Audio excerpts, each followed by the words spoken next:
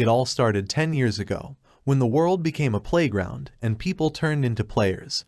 They killed monsters and tried to survive. The tasks were given by the masters, the so-called GM. This game was not enjoyed by its players, but by a deity high in the sky who ruled the world. There were also deities watching the game. Some made the players they liked their avatars and personally took part in the game. And as a result, all of humanity died out. The hard-won finale is the destruction of humanity. There was only one way to be saved from death. It's getting out of this world through a hole in the sky. However, according to the rules of the game, the avatar cannot pass through it. This avatar turned out to be one young man. He was lying on the ground and looking up at the sky. His eyes were tired, and his face was haggard and exhausted. A message appeared in front of the guy about reaching the bad end of the lonely world. He noticed that the name was sonorous and it suited the last surviving person. Then a new message appears in which the game thanks the player for completing all the levels alone. When the text changes and a notice of the end of the game appears on the tablet, the young man takes the sword in his hand and punctures the message with it. The guy takes a deep breath and tells himself that these words mean that his role has been played. He turns the weapon around and points it towards his heart. The guy decides that this option is better than being alone in this deserted world. Suddenly, a sign appears on which it is written that the DLC shop opens after clearing all single modes. The young man does not understand why the message appeared right now, because usually there are such shops in console games. The guy swipes the ad and a new one appears, which says that the player will be able to purchase items for points that will help him in the DLC. He will be able to purchase a second set and start the game from the beginning. Various benefits will also be provided. The player's face shows surprise and confusion. He wonders if the deities know about this. The answer is found quickly, and he realizes that if they were aware of what was happening, they would not have left him just like that. The young man raises his head to the sky and does not understand why this function arose. He assumes that it is the Joker who appears after passing the game. A crazy smile appears on his face and he thinks he has lost his mind. Reasoning leads to the fact that there is nothing strange in this, because this is a game, and if it is not a hallucination, then the guy is sure that he will be able to make this game. To purchase this set, he needs to pay 1 million points. In 10 years he managed to earn 1,700,000 points. The player buys a set and gets benefits. After that, flashes of light appear around the young man. He prays for it to be true. If he can really start over, he can change everything, including this terrible ending. The guy's body rises up. He closes his eyes and blue rays of light penetrate the player. A notification appears telling the player to try to move to the other end in the second round. The system wishes the player a pleasant game. So the first round ended. The player opens his eyes and finds himself in the old world. Birds are singing around, the sun is shining, and there are no destroyed buildings. The guy presses his finger in the air, but the status window does not open. A long-haired girl with a pretty appearance approaches the young man. It was Jaisu, who was a close friend of the young man at the university. She was a year younger than him, but she knew how to take good care of others, often approached a friend when he was alone and talked to him. They were quite friendly. Jaisu was well-mannered, so she did not let the young man go until the last. Noticing the appearance of her friend, the girl assumes that he was playing computer games all night again. She says that at this rate, young men's grades may suffer this semester. The player raises his head and notices that the semester will not begin. The young man asks Jaisu about today's date, and the girl replies that today is August 17th. At this moment, the ground beneath them cracks and an ominous green monster hand appears from there, and the young man realizes that the game has begun. The girl notices that Zihan is frozen and thinks it's because of a sleepless night. Jaisu reminds a friend that classes start next week. The guy replies that he remembers about it and, looking up at his girlfriend, thanks her for everything. He is grateful to the girl not only for taking care of him. Suddenly Jaisu suggests to Zihan to go to another place, and the young man did not understand why the girl so abruptly suggested it. He looks to the side and sees Lee Jonghyun. He's always hanging around Jaisu and calling Zihan a bad player. Zihan tells his girlfriend that it's not worth changing seats just because of him. The girl does not understand why the young man said that, because he did not want to face Jonghyun. The young man notices that now he does not feel these feelings, because in his memory it was 10 years ago. The girl folds her arms on her chest and says that she does not like Jonghyun because of his strange look. She stands her ground and offers to go to another place, but the sound attracts her attention. Jaisu turns around and asks what's going on there. The young man's eyes widen with fear, and he remembers that 10 years ago it all started with these words. They were still chatting about nothing that day, and she said exactly the same thing. The girl thought they were filming a movie there. Green monsters appeared below and people around mistook them for people in suits. Passers-by begin to approach these monsters, and Jaisu invited a friend to come down and look too. But Zihan opens up and asks his girlfriend to wait a bit. 10 years ago, a young man followed Jaisu to see the monsters. Suddenly there is a cry of a man who says that a man has been stabbed. People began to run away from monsters, but it was their most unfortunate choice. Goblins mostly attacked the weak and infirm, so turning your back on them was tantamount to asking to kill. Killing for them was not hunting, but entertainment, so they killed people with a smile. A goblin runs up to Jaisu and Zihan, and the young man remembers this day 10 years ago. Then he was too weak and cowardly. Jaisu covered the guy with herself, and he stood rooted to the spot. Her scarlet blood splattered his face. A window appears from the system that informs you that synchronization is starting. The young man decides that this time everything will be different, because he is a lone player who has seen this world. The goblin runs closer and tries to strike at Zihan, but he manages to dodge and hit the monster. A dagger falls out of the creature's hands. The young man grabs it and kills the monster. Then a lot of messages appear. In one of them it was written that the player destroyed the goblin. The second one said that the young man could purchase DLC goods as a reward for completing level 1. Synchronization is completed and Zihan moves to level 2. You can get points for completing the task. With these points, you can increase your experience or buy an item. This is a general rule for most games. These rules apply in this world, which has turned into a game. Therefore, at the first stage, Zihan had 700,000 points left. A lot of black balls, resembling eyeballs, descend from the sky. The voice of the system announces that people are invited to the game, and from that moment are the players who must complete the main task. In case of failure, punishment will follow. The system adds that players will be able to find out more details in the Help tab. People's eyes are fixed on the sky. Their faces are full of misunderstanding and fear. Zihan, meanwhile, thinks that if he dramatically increases his scores or uses too good a weapon, the gods will immediately notice him. You need to be careful and be grateful that it all started anew. An observer flew over Zihan. These are the eyes of the gods and the master of the game. It may be different for each user depending on the level, but in most cases it looks like a black eyeball with a purple iris inside. If the gods suspect the young man of something, this may affect the degree of complexity of the tasks. When this thought appeared in the guy's head, at that moment a goblin tried to attack him, but Zihan quickly noticed it and stopped him by taking him by the neck. The young man made a decision that from the very beginning he had to be careful in his actions. When Zihan held the monster hostage, he wondered if it looked like he was having a hard time dealing with the monster. Jaisu called her friend by name and said that she knew what was going on. She explained that such monsters cannot appear in the real world just like that. In addition, there is a strange alert and a voice in my head. This means that reality is no longer the same as Jaisu used to perceive it. Zihan replied that in the real world it is impossible to see such an alert with a message. Zihan looked at his girlfriend and said she looked calm. Hearing this, the girl was indignant and said that he was too calm. She also asked about how he managed to cope with that monster so easily. Having received no answer to his question,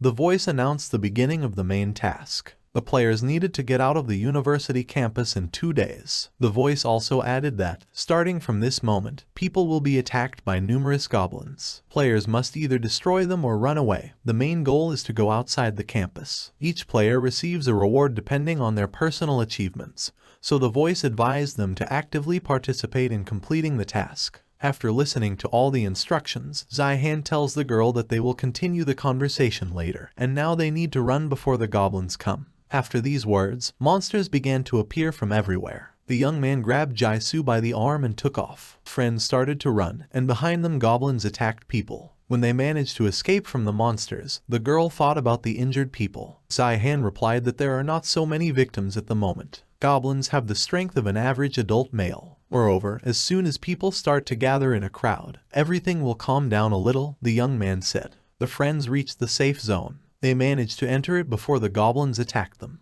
The guy explained to Jaisu, if this is a game, then surely there must be a place where monsters can't get into. When the girl was convinced that the monsters would not be able to enter the territory of the safe zone, she sat down on the ground to catch her breath. The young man said that they would rest for a while and then continue on their way. Zihan made the decision that Jaisu should be armed with everything necessary so that she could stand alone against at least one goblin. People kept running away from the goblins. They still didn't fully understand what really happened in the world. The girl and the guy tried to escape from the 3 monsters, but it was hard for them. In the next second, Jaisu appeared in front of them, holding a dagger in her hands, and various potions were attached to her belt. While Zihan and Jaisu were sitting in the safe zone, God was watching them. There's only one reason why they were watching the players. The gods did it for fun. They chose the player they liked and made him their avatar. We watched him go through the tasks and enjoyed the game. These are the gods. Suddenly, the young man lay down with his back to the observer and inside himself asked the eye to fly away as soon as possible.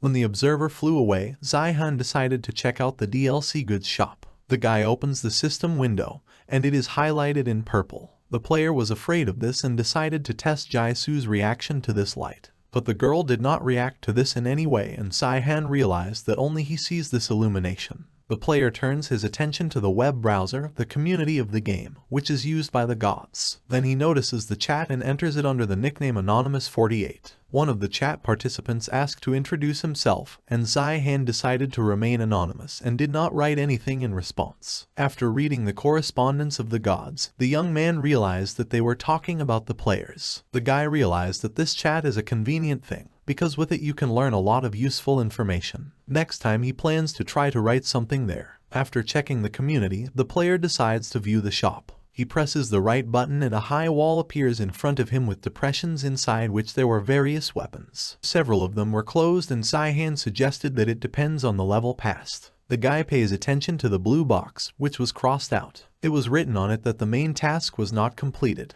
It is not clear to Zihan yet whether it is possible to open all of them or only part of them. There wasn't even any explanation, so the guy thought even more. Zihan understands that he did well in the first stage. He decides to check if there are any features there and, excluding closed tasks, finds a set of multiplayers. It was written on the box that at the first stage the young man was a lone player. At the second stage, the system wishes a pleasant game in the company of colleagues. The team is a contractual relationship without the right to betray. The maximum number of team members is 5 people. Thanks to the multiplayer set, the young man is given bonuses to increase the skill level, transfer skill, etc. This set will cost Zihan 20,000 points. He has 700,000 on his account, so the player will have enough for a set. At the same time, the young man understands that if all the items will cost so much, then he needs to save. Not far from Zihan and Jaisu, a guy screams, asking people to unite, because this way it will be easier for them to cope with monsters. Having gathered enough people, they go on the offensive. They try to fight goblins, but it's hard for humans. Jaisu approaches a friend and asks if they will be in the safe zone for a long time. The young man replies that they will be on their way soon. The girl smiles and says that during this time she managed to get hungry. Zihan is surprised at how calm her friend behaves in such an environment. Before they leave the safe zone, Zihan gives the girl a dagger which he managed to take from the goblin. Jaisu begins to worry, because if the young man gives her the knife, then he himself will have nothing left. The guy waves it off and replies that he will find more weapons. Besides, Jaisu is more defenseless than he is. The player also gives the girl a VIP brooch, which accelerates wound healing and increases points by 20%. The girl sees the brooch and asks where the friend found it and assumes that the brooch looks like a game item. Zihan replies that this item was there when he killed the goblin. He is also surprised that his girlfriend has heard about game items. Jaisu says that it would be strange to give an ordinary brooch in such a situation, and even more strange if Zihan had such a brooch with him. The young man thinks that he gave 10,000 points for this brooch, along with his 20,000. When Jaisu noticed that the brooch could become invisible, Zihan realized that the DLC shop was the best. They sell goods of a completely different level than in an ordinary shop. The brooch cost the player a lot, but if you think about the effect, it's saving. Reality became a game, but death still meant the end. Judging from the one hand, the healing of wounds for 20,000 points is worth it. Moreover, it increases points by 20%, so this is a very profitable item. It is not for nothing that they say that items are important in the game. The players leave the safe zone and Zihan tells the girl that she needs to focus on defense to get out of here. Meanwhile, 3 men are sitting in a dark office surrounded by purple. One of them complains about the chaos that took place below and notice that the people are funny creatures. On his property, they beg to be saved, and then they just died one by one. A man finds this development boring. Another guy shared that people in his area were shooting and made a fuss. Then he asked a third man named Arcados about his plot. The man thought about it and brought his eyebrows to the bridge of his nose. Then he replied that there was one guy who was promising. Arcados' gaze was fixed on the screen where Zihan was killing a goblin. friends check equipment and prepare for an attack. They hide on the terrace of the university behind the benches in order to attack unexpectedly. Corpses are lying around, and goblins are rapidly killing people. Jaisu jumps off the terrace and runs towards the monsters. The girl and Saihan had a plan. Before the attack, the young man said that if there are so many groups of goblins, then surely there must be someone who controls them. Jaisu was surprised by such knowledge of a friend, and the guy replied that this is usually the rule in games and every gamer knows about it. Saihan cited the example of documentaries that show that all animals living in packs have a leader. This leader is the boss in this building, and if you don't kill him, it will be difficult to get out of here. Jaisu clarifies whether the friend wants to kill the boss alone,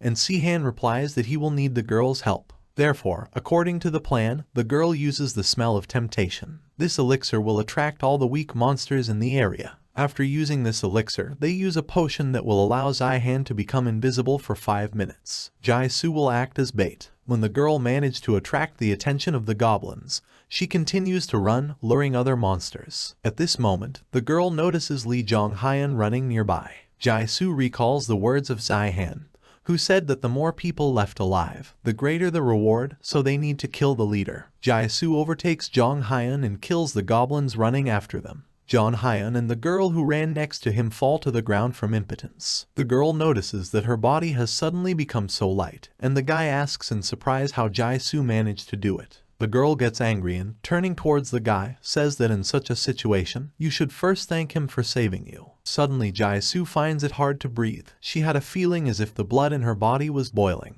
She realizes that there is little time left and she needs to be prevented by goblins, so she stretches out her hand with the potion and breaks it. Jaisu's body begins to be surrounded by red rays, and the goblins around gather closer to the girl. A malicious smile appears on Jaisu's face and her eyes light up red. When a sufficient number of monsters gathered in the district, the girl decided that they needed to be blocked. Saihan walks down the street and thinks about Jaisu. He worries if she's okay. A hidden boss suddenly appears in front of him and, covering his eyes from the sun with his hand, the young man greeted him. Goblin strikes but misses. Then the player decides to answer and calls the team score distribution and transfers 20 points to dexterity. The guy jumps up, and the monster is confused, having lost the person from the field of view. Saihan jumps on the goblin and before he has time to recover, he stabs him in the eye. The creature begins to howl from unbearable pain, and the player jumps off it at a safe distance at this time. The next moment, the young man picks up a stone and, adding 10 points to the strength, knocks out the goblin's sword. Saihan picks up the weapon and when the goblin falls to the ground in pain, the player kills the creature. For killing him, the guy receives a reward in the form of a hobgoblin belt and 500 points. Saihan grins and says that this is a worthy reward for killing a hidden boss. The young man decides to view the characteristics of the belt, and the system reports that this item adds 10 points to the strength. Also, the limitations of the main task do not affect these indicators. The player opens a tab where all the information about his rank, features, and abilities was written. Opening it, the young man sees that now there is a limit of 100 points. Since he has the rank of F, that's because this is the first task. The guy closes the system window and realizes that the gods will soon find out that he killed the boss, so he needs to get out of here as soon as possible before the observer arrives. Saihan turns his head and remembers that Jaisu should be in that direction. The young man walks down the street and finds it strange that the goblins have not yet come here. The time of the invisible potion is only 5 minutes. The guy starts to worry that the girl could not get out. Suddenly, the player hears a noise and a crowd of goblins runs past him. Saihan noticed that the creatures were afraid of something, so he rushed from the spot to save his girlfriend. Now there are various strange smells mixed around, but the young man clearly heard the smell of blood, so he accelerated his run. When he reached the bridge where Jaisu was, Saihan froze in place. His expression changed and now it was not fear, but shock. There were dead goblins lying around. There were green spots of creatures' blood everywhere. The girl was standing with her back to her friend and, hearing his appearance, greeted Saihan. Jaisu managed to defeat a huge number of goblins. She single-handedly killed all the monsters in the area without a drop of fear. Her eyeballs turned black and her iris turned red. The girl had a sword in her hand when Saihan ran up to her. The girl smiled affably at the young man, and he could not recover after what he saw. Goblins aren't the strongest monsters, but Saihan doesn't understand how Jaisu managed to single-handedly destroy so many monsters. The guy decides to ask about what happened and ask if Jaisu used an invisible potion. The friend smiled and replied that when she was luring monsters, she suddenly ran into a guy. The girl was pointing her finger at John Hyun. She said that at first he looked fine, but then suddenly he fell and Jaisu thought he was dead. The girl thought about it and came to the conclusion that he was most likely afraid of goblins. Zihan then assumed that he fainted because of Jaisu. The girl was genuinely surprised by this answer. Zihan asks his girlfriend to show him the status window. He will send a request for data verification, and the girl only needs to accept it.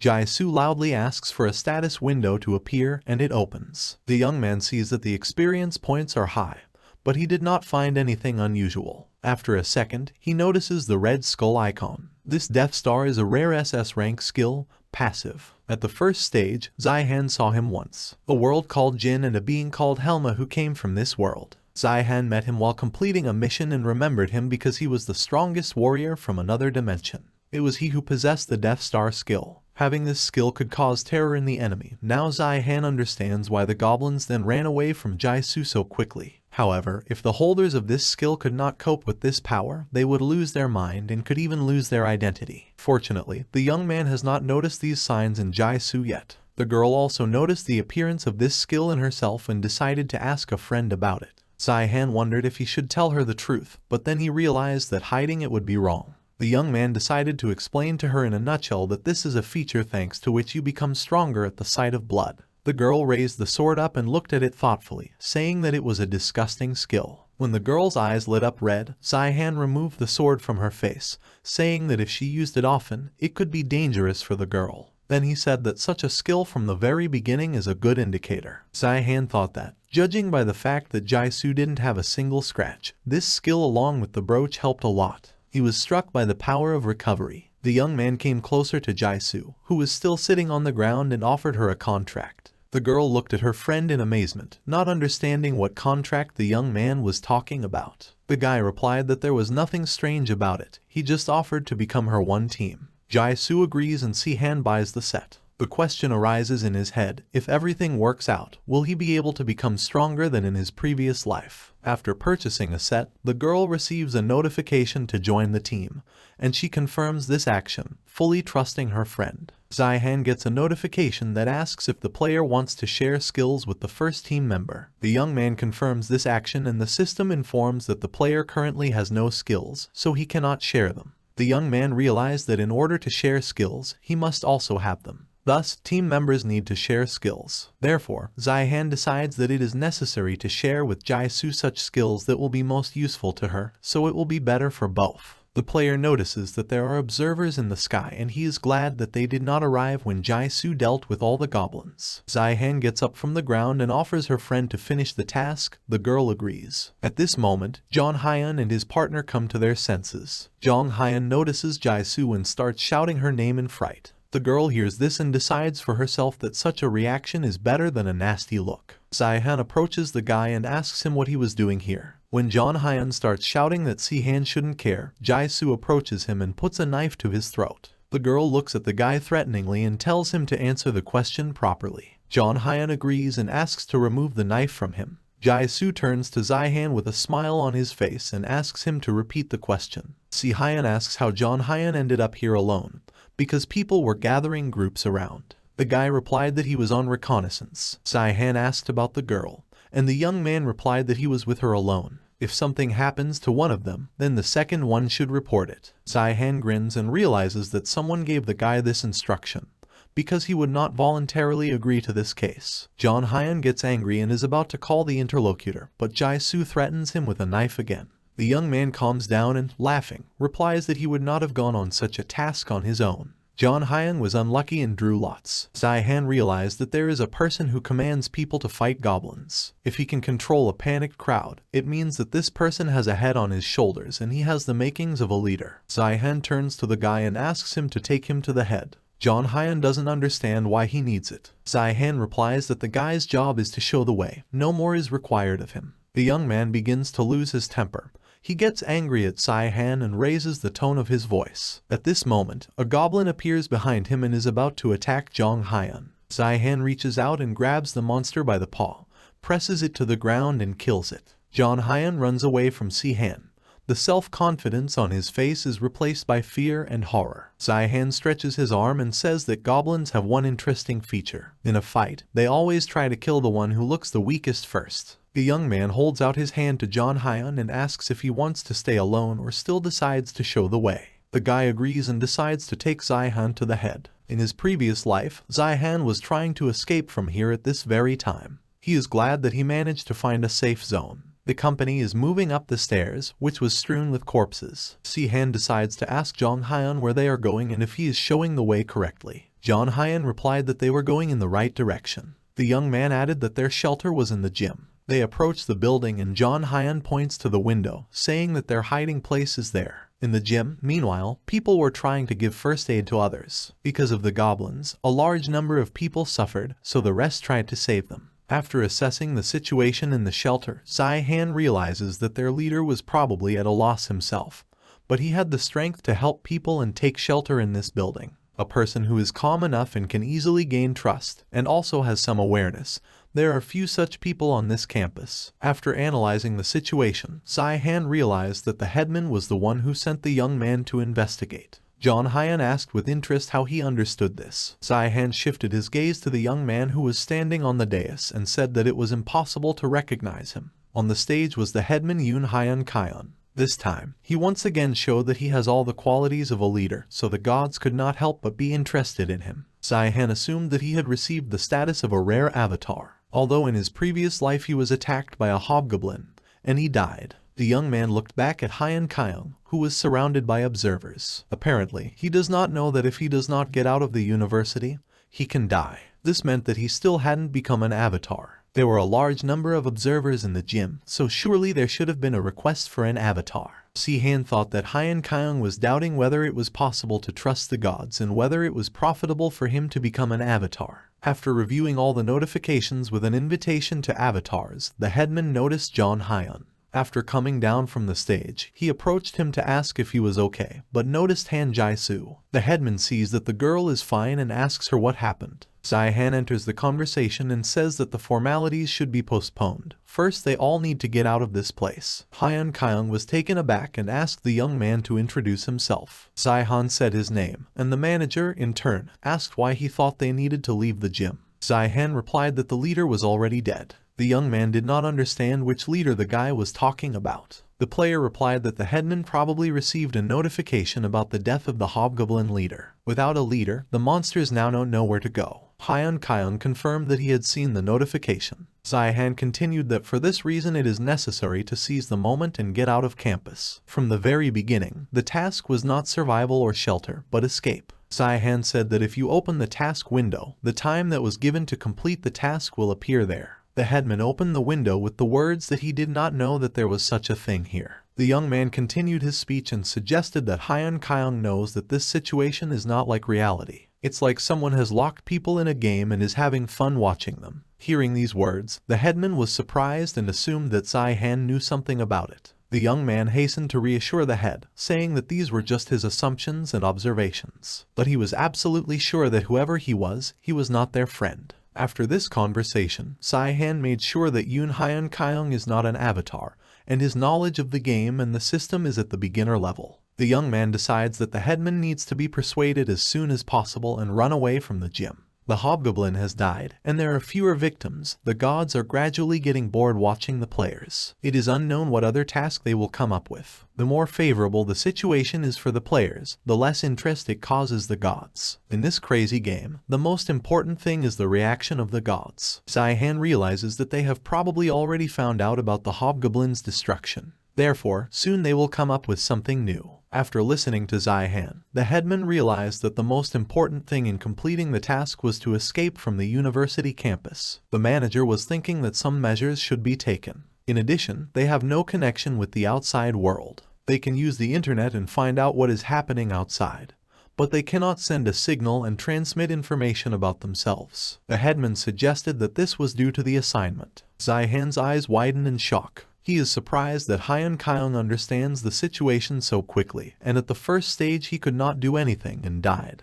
The young man realized that something was wrong here. As far as he remembers, then there was no way to fight back against the goblins and go outside the gym. Zihan heard that while the headman was defending himself from the monsters, he was killed. Therefore, it seemed to him that the leader was too cowardly and not a decisive person. But he didn't look like that at all. Zihan's thoughts are interrupted by a voice behind him. A young man approaches them and says that the best thing they can do now is to wait for help. The kid added that they can't put themselves in danger out there. He also asked Hyan Kyung if he really agreed with what Zihan was saying. Zihan turns around and recognizes the guy as Bat Park Dongwon. He knew this guy perfectly well. In his previous life, he framed him several times. The leader replied that he agreed with Zihan's words, but only if they had a connection with the police or rescuers. At the same time, the headman wonders what will happen if they sit in a shelter, but no one will come to them. Dongwon is interested in the fact that, therefore, the headman suggests taking a risk, putting people's lives at risk. The young man turns to Zihan and introduces himself by name, saying that he is the deputy headman. Dongwon added that the guy had just said ridiculous things. He also asked why Zihan was offering to get out of here. The young man does not understand why his proposal is ridiculous. The deputy replied that Zihan was out of his mind and half of those present were injured. Dongwon doesn't understand how Zihan is going to run away with them. He added that the young man was very lucky. He was able to kill a couple of monsters, and now he believes that he is not afraid of anything. There are terrible monsters outside, and according to the deputy, it is impossible to leave the shelter with the wounded without carrying any weapons. To expect the help of the military or the police, this is the best thing they can do now for the sake of all people. Zihan understands that an ordinary person can think like that, but Dongwon is not like that. He infiltrated different groups of people and split them. Zihan believes that he is a psycho who gloatingly watched the killing of people, and he himself escaped alone in the end. He doesn't care that people die when it comes to personal gain. Jaisu enters into a dialogue. She does not understand how Dongwon can talk about being lucky enough to kill monsters. The girl asks if he saw them killing those goblins. The young man replies that after killing those monsters that are outside, an inscription appears above their head. He asks if they killed those monsters. The girl offers to go outside and show Dongwon how she killed goblins. She added that it was stupid to sit and wait for rescuers while being afraid of monsters. The police and the military cannot be contacted. They do not know when they will be found. Dongwon asks if other people will be able to accept all this and understand. Zihan enters into the conversation and talks about the young man staying here alone. Dongwon was outraged by this statement. Zihan, in turn, replied that he did not hope that they would be able to persuade all the people who are in the shelter. If someone wants to stay, it has nothing to do with Zihan. The thought appeared in Zihan's mind that despite his words, Dongwon would never stay here. If this is really the Park Dongwon he knows, most likely, his goal is to kill all these people and reward them for their lives. Park Dongwon has a completely opposite method, unlike Zihan, because he is trying to save as many people as possible in order to get a reward. If Dongwon stays in the gym with those who are afraid of escaping and receives a reward for killing several people, then the risk of falling under suspicion will be less than if he survives and can choose from here. Zihan decides to ask the deputy again about whether he will stay here alone. The headman interrupts him and replies that he will go with Zihan. Dongwon smiles and says that he can't do anything in this situation, so he will follow Hyan Kyung. After this statement, Zihan is now sure that the deputy pretends to know nothing.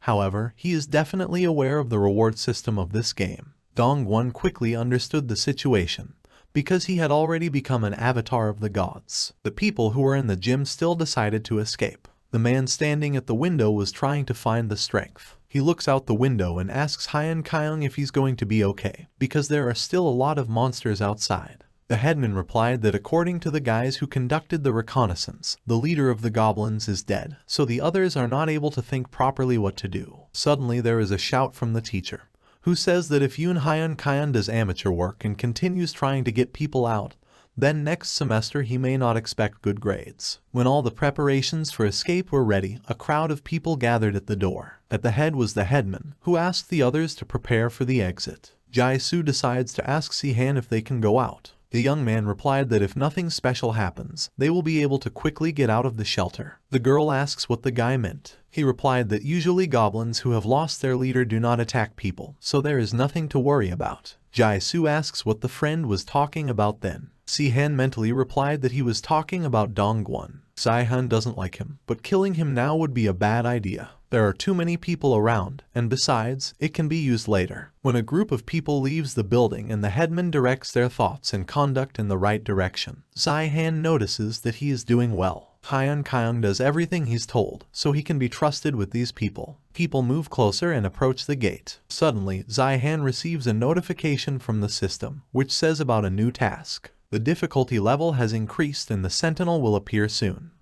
Unexpectedly, an earthquake begins for everyone. One of the guys from the group looks up and sees the Minotaur. Seeing him, Zai-Han doesn't understand why the gods sent the monster on the first mission. They sent a monster here, which usually appears after at least 15 completed tasks. Zai-Han realizes that hobgoblins or similar hidden bosses could be defeated. If ordinary players join forces, they may well complete the task, but not the guard. In single-player wrestling, 100% loss events are often arranged. If the gods had sent the Minotaur here, it meant that they just wanted to kill everyone who was here. The young man is angry at Akartos for deciding to go the easy way. Zai-Han realizes that the guard will have experience point limits since this is the first task. Despite the fact that the Minotaur is a rank C monster, his stats cannot exceed level F. Donghua starts shouting from the crowd for people to run. Jaisu turns up next to him and closes his mouth, saying that he should behave more quietly. The Minotaur has the habits of a bull, so you can't run. If people run, the monster will immediately rush after them. This is what Donghua wants. One man decides to run away.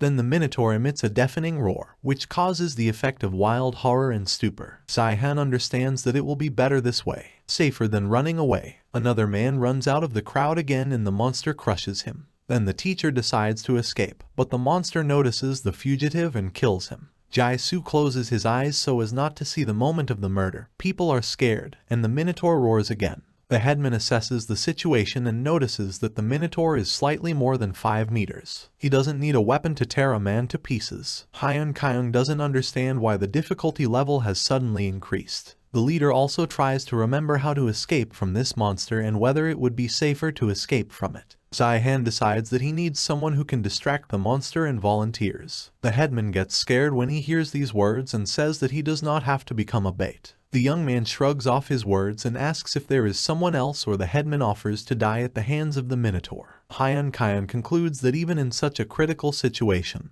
there is no rush in Si-Han's expression. It seems to the leader that the young man is thinking out the most effective way out of this situation. Jaisu, who is still covering Dongwon's mouth with her hand, sees her friend going somewhere and calls him. The young man waves his hand at her, gesturing for her to be silent. Then the girl realizes that he has some kind of plan. When Jaisu releases Dongwon, he takes a deep breath and feels sorry for not being able to get the reward. The young man does not get upset for a long time about this, because he remembers that he was chosen by the deity himself, so he has nowhere to hurry. The guy decides to move away, because the Minotaur is very dangerous. The headman understands that he does not know how much time they will be able to win, but there is no other choice at the moment. The leader bows to Zai-Han and sincerely thanks him for his help, and then offers his deepest apologies. Zai-Han, meanwhile, picks up a red rag and tells all people to run away when he gives a sign. The young man jumps up and, pushing off with his feet from the vending machine with food, lands on the balcony of the building to attract the Minotaur's attention.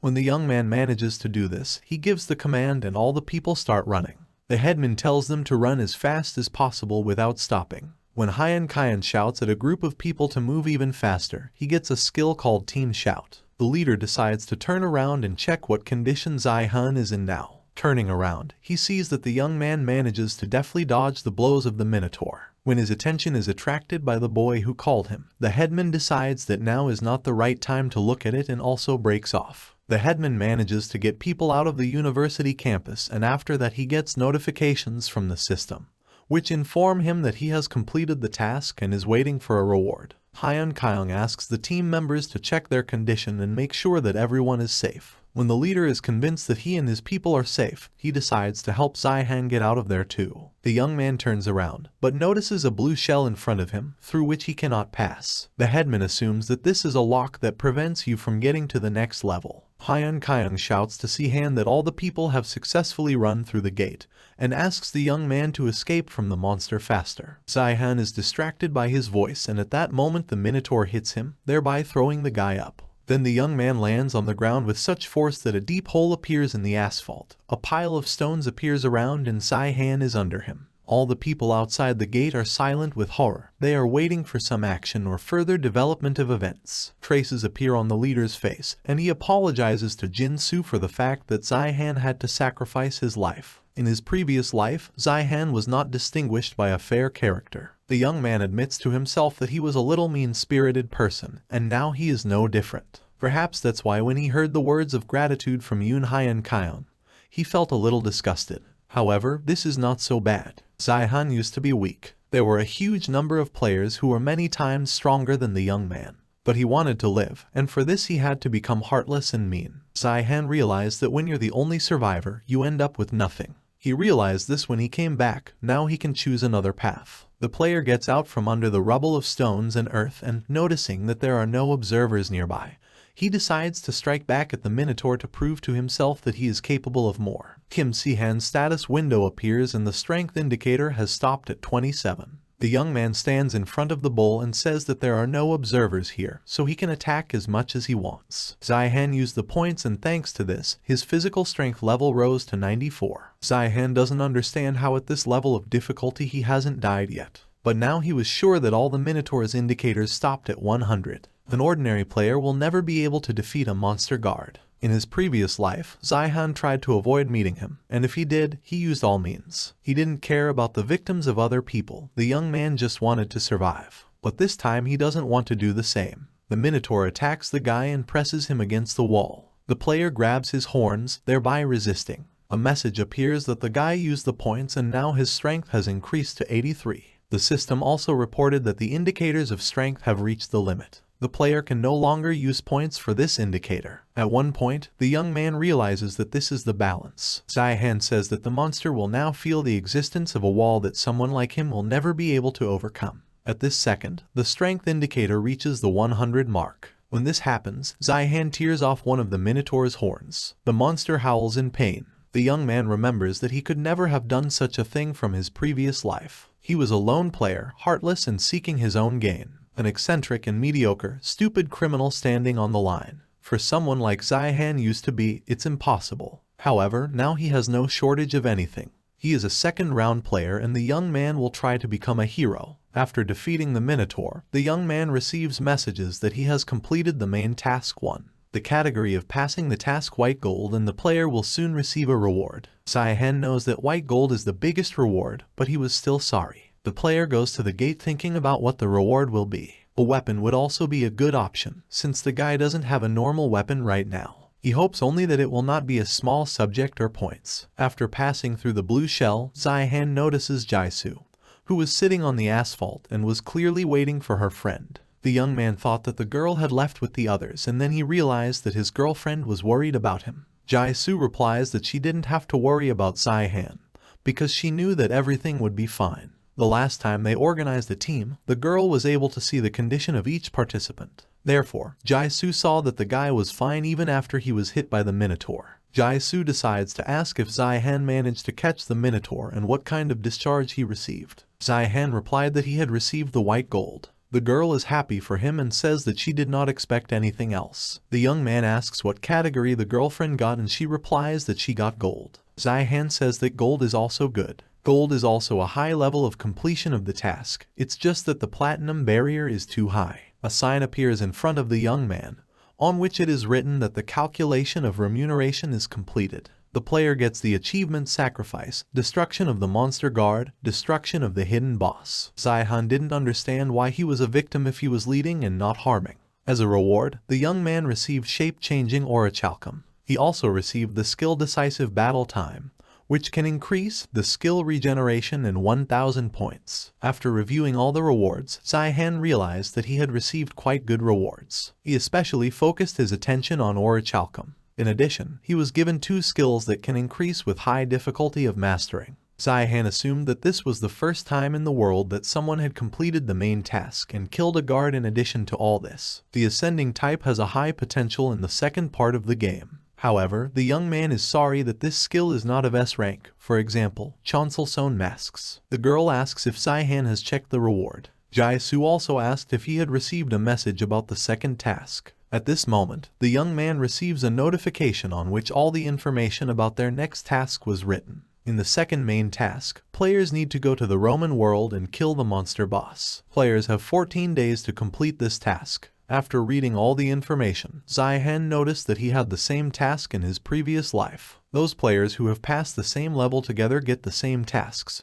so Jaisu and Donghua most likely have the same messages, thought Sihan. The young man asked why Jaisu didn't go with the rest of the players to the Roman Tower, because she could have waited for him there. The girl replied that she did not like a large number of people, but the main reason she didn't go with that group was Donghua. Sihan asked his girlfriend why the deputy annoyed her, and the girl replied that he smelled unpleasant. The young man is surprised that the girl understood so quickly what kind of person Donghua was. If she hadn't died so early in her previous life, she would have clearly become a famous player. Jaisu asks a friend if they will go straight to the Roman Tower. Sihan replied that they would go there slowly, because they had 2 weeks left. The young man suddenly raised his head and noticed that not a single observer had appeared nearby until now. The guy was curious, so he asked the girl if she had managed to become an avatar of the gods. Jaisu replied that she was not an avatar. It became unclear to Sihan, because if someone applied, then the girl had already heard about the advantages of avatars. Jaisu replied that she didn't want to get involved with someone she didn't know. In addition, the very word avatar spoils the girl's mood.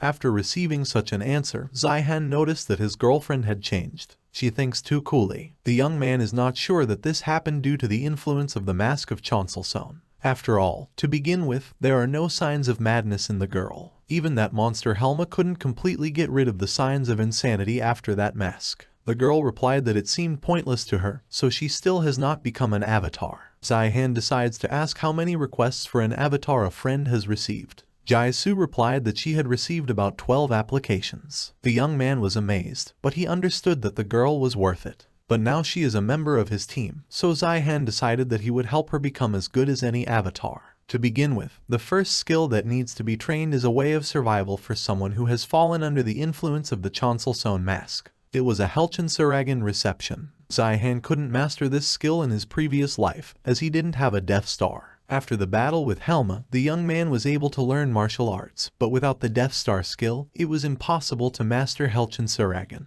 Most of these skills can increase, so they are difficult to obtain and master. Because of this, in his previous life, Sihan was not particularly eager to get them. Jaisu is sitting on the table in the lotus position. The face of the skull appears above her in a red flame. The young man watched this process in surprise. A few hours before, the friends were moving forward. Chaos reigned on the street, debris of buildings lay everywhere, there were cracks on the houses. Sihan and Jaisu were attacked by goblins and a notification appeared in front of the young man, which said that it was time for a decisive battle. All actions are accelerated within a certain time. Sihan was successfully coping with the extermination of goblins in the area. It's time for a decisive battle, vitality, attack power, this skill increases everything. In addition, this skill can grow, so the indicators will also gradually increase. When the young man was distracted by his thoughts, Jaisu shouted to him that a goblin was attacking him from behind. The player turns around and sees a monster flying at him from above. Sihan reacts quickly and strikes at the head, thereby throwing the monster up. The moment Sihan attacked the monster, he injured his hand. After that, his hand begins to regenerate, and the young man realized that this skill, unlike the time of the decisive battle, is passive. If you combine the Death Star and the VIP brooch, then the regeneration skill restores wounds faster by 50%.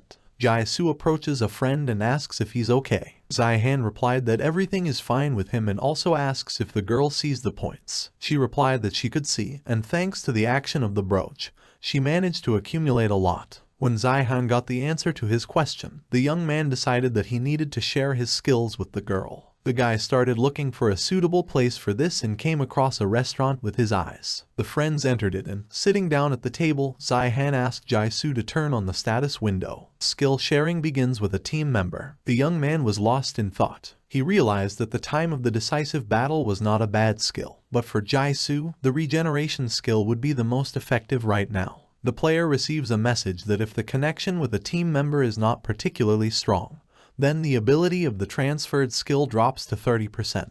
Under the condition of a strong connection, the effectiveness of the skill can reach 80%. However, when transferring a skill, the punishments it contains are not transferred. The young man is angry that he was not warned in advance that only 30% of the skill can be used. Sihan suggests that with a decrease in efficiency, the punishment also disappears, insanity. The stronger the bond between team members, the higher the effectiveness of the skill. Jaisu says that it's nice to have new abilities, but she's a little anxious because of the lack of attack skill. Zihan replies that regeneration can also be called an attack skill. After all, the survival ability is also a great way to attack. After all, others need to evade attacks, and Jaisu may not do this because she will be able to regain her strength immediately. Thus, the girl can use this time and strength to fight. In addition, regeneration not only heals wounds, but also increases endurance. Therefore, Jaisu will be difficult to overcome. It is not for nothing that it is considered a high-rank skill. Right now, this skill just speeds up the recovery process, but as the level increases, it will become more and more effective. After listening to her friend's explanation, Jaisu was convinced that this skill was really not bad. Zihan remembers about the task and says that they have a lot of time to complete it. Therefore, Zihan would like to master a new skill before starting to perform.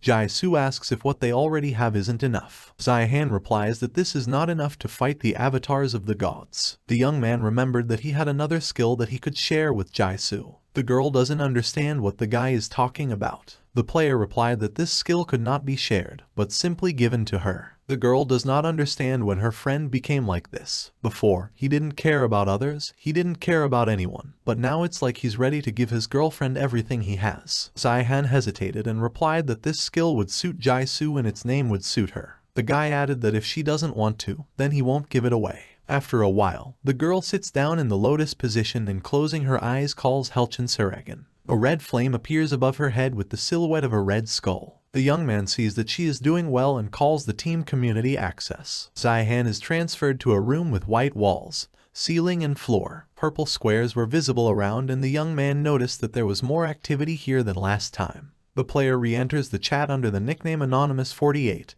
and sees messages that the user under the name Honest Life wants to kill all the players. After seeing the messages from this user, Zihan immediately realized that it was the god Park Dong-gwon. The young man noticed that, judging by the number of complaints, Park Dong-gwon was a little subdued because of Yoon Hyun Kyon. After reading a few more messages, the player realized that the correspondence in this chat is empty chatter. One of the gods wrote that his avatar is capable, but stupid, thanks to the skills of God, he robs banks. Zihan decided to enter into a dialogue and asked why he was robbing them, because money doesn't make much sense for players right now. God replied that he didn't know why the avatar was doing this, but it was fun for him to watch the player. Then Zihan decides to ask if he can watch it too. God is not against this and invites the young man to his observer. Zihan is surprised that there are even such functions here. A mask with the number 48 appears on his face and the system informs that the appearance of anonymous users will be hidden. The guy approaches the girl god, who was standing at the big screen and watching the avatar. Anonymous comes closer, and God points his finger at his player. The young man sees a girl sitting under the rubble, who was shaking with fear. The girl notices the shoes of the approaching man and covers her mouth with her hand. The policeman bends down to the girl and asks if she is all right, because it is dangerous to be here. The girl starts screaming, and Zihan notices something that will help destroy the monster from the Roman tower, namely the key card. Friends are walking down the street and Jaisu notices that the Roman tower is in the other direction. Zihan replied that he wanted to go to a place before they went to the tower. To complete the second task, you definitely need something. Zihan looks up and sees that there were few observers on their way. This is because there are few players who have lived up to this level. Jaisu looked around and said that the street looks terrible. She assumed it was the work of monsters. Zihan replied that some of it, and the rest is the work of people. The young man added that goblins do not need to touch such objects of civilization. Jaisu came to the conclusion that the laws here no longer make sense, and there are no policemen or rescuers nearby. Everything that has happened around is a manifestation of human weaknesses. Jaisu noticed that not everything was destroyed yet, and pointed to the TV, which was showing the news live. Zihan replied that the gods or the guys running this system would never leave those in power alone. The girl was distracted by the phone and noticed a goblin flying at her from behind. Zihan loudly informed her about it, and Jaisu just stretched out her hand with a weapon and killed the monster in one movement. She checked the blade of the dagger and noticed that it was blunted, so she needed to purchase a new weapon. However, Zihan noticed that even with such a weapon, she managed to kill the monster with one blow. Jaisu replied that she was able to do this because humanoid creatures have additional damage. Zihan realized that she was saying the right things. If he has 30% additional damage, then Jaisu has 100%.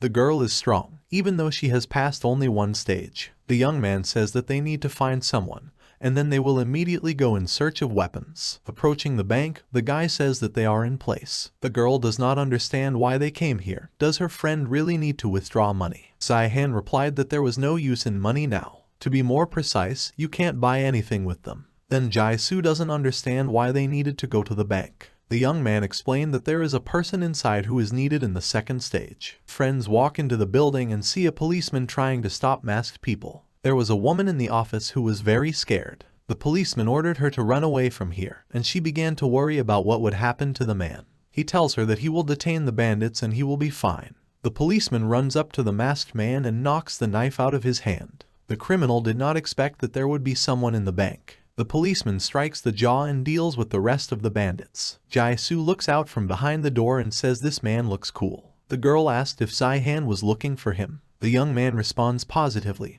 and the girl says that the robbers are also players, but he defeated them all. Jaisu wonders if that man has some kind of object that helped him deal with criminals. Zihan does not deny this theory, but he thinks there is another reason. In fact, the young man knew that the man was an avatar of God. The policeman notices the presence of strangers and says that it is dangerous to be here now. He advises them to go to a safer place, because now a lot of robbers come to the bank. The player replies that he did not come for a banking issue. The young man wonders if the bank can work normally in such a situation. Then the policeman assumed that the players had come here to hide. Zihan again denies the man's theory and says that they came for him. For Lee Mina, the man is shocked after hearing what he heard, but tries to keep himself in hand and says that he does not know such a person, and his name is Nam Kyung Kal. Jaisu intercepts his hand and points to the man's rapid pulse, as if he was caught off guard. The girl also noticed Mine's dilated pupils. She had a feeling that the man was very surprised when he heard this name. Jaisu found it strange that the man was surprised because of the name he hears for the first time. The policeman loses his temper when he realized that he was discovered. He asked the players who they were, and Zihan replied that they were the ones who knew his true face. Suddenly, the observer of the girl to whom Zihan went to the observer appears in the bank. The young man noticed that this observer initially looked unusual. This observer had a white eyeball and a pink iris. Seeing the observer, Minna covered his face with a cap to remain unnoticed. The policeman asks how Zihan found out who he really is. The young man grinned and replied that the man was not even trying to hide his true face now. When the player asks the policeman to show his skill, the girl starts to get angry. She tried all the techniques to not die, clothes and even objects. It was the perfect plan. In the next second, the man's body separates and in place of a muscular policeman is a frail girl of short stature. She looks up at the young man and asks why they were looking for her. Zihan says that robbing a bank is low. Minna objects and replies that she doesn't. Jaisu doesn't understand what's going on. She assumes it's a reincarnation skill. The young man confirms her words and says that the girl can transform into other people or creatures. Jaisu decides to ask Zihan what he meant when he said that Minna was engaged in Hornbeam. It seemed to the ear that she was helping other people. On the contrary. The girl confirmed her words, saying that people would not believe the schoolgirl, so she was forced to transform into a policeman. The young man grins and replies that Minna herself brought robbers to the bank, so she cannot try to deceive them. People running away from monsters hid in a bank, so it was impossible to steal it. That's why the schoolgirl lured the robbers here. The girl's voice breaks into a scream, and she asks why she needed it. Zihan replies that she was going to take all the money for herself. If the bandits appear here a couple of times, then the rest of the people will consider that it is dangerous to be in the bank and will not come here. Zihan realized that only two people, Minna and Park Dong-gwon, can engage in inciting people here. The young man had seen such techniques in his past life, so he easily recognized the lie now. The schoolgirl asks if Zihan will hand her over to the police. The young man replied that he would not do this, since neither the police nor prisons are working now anyway.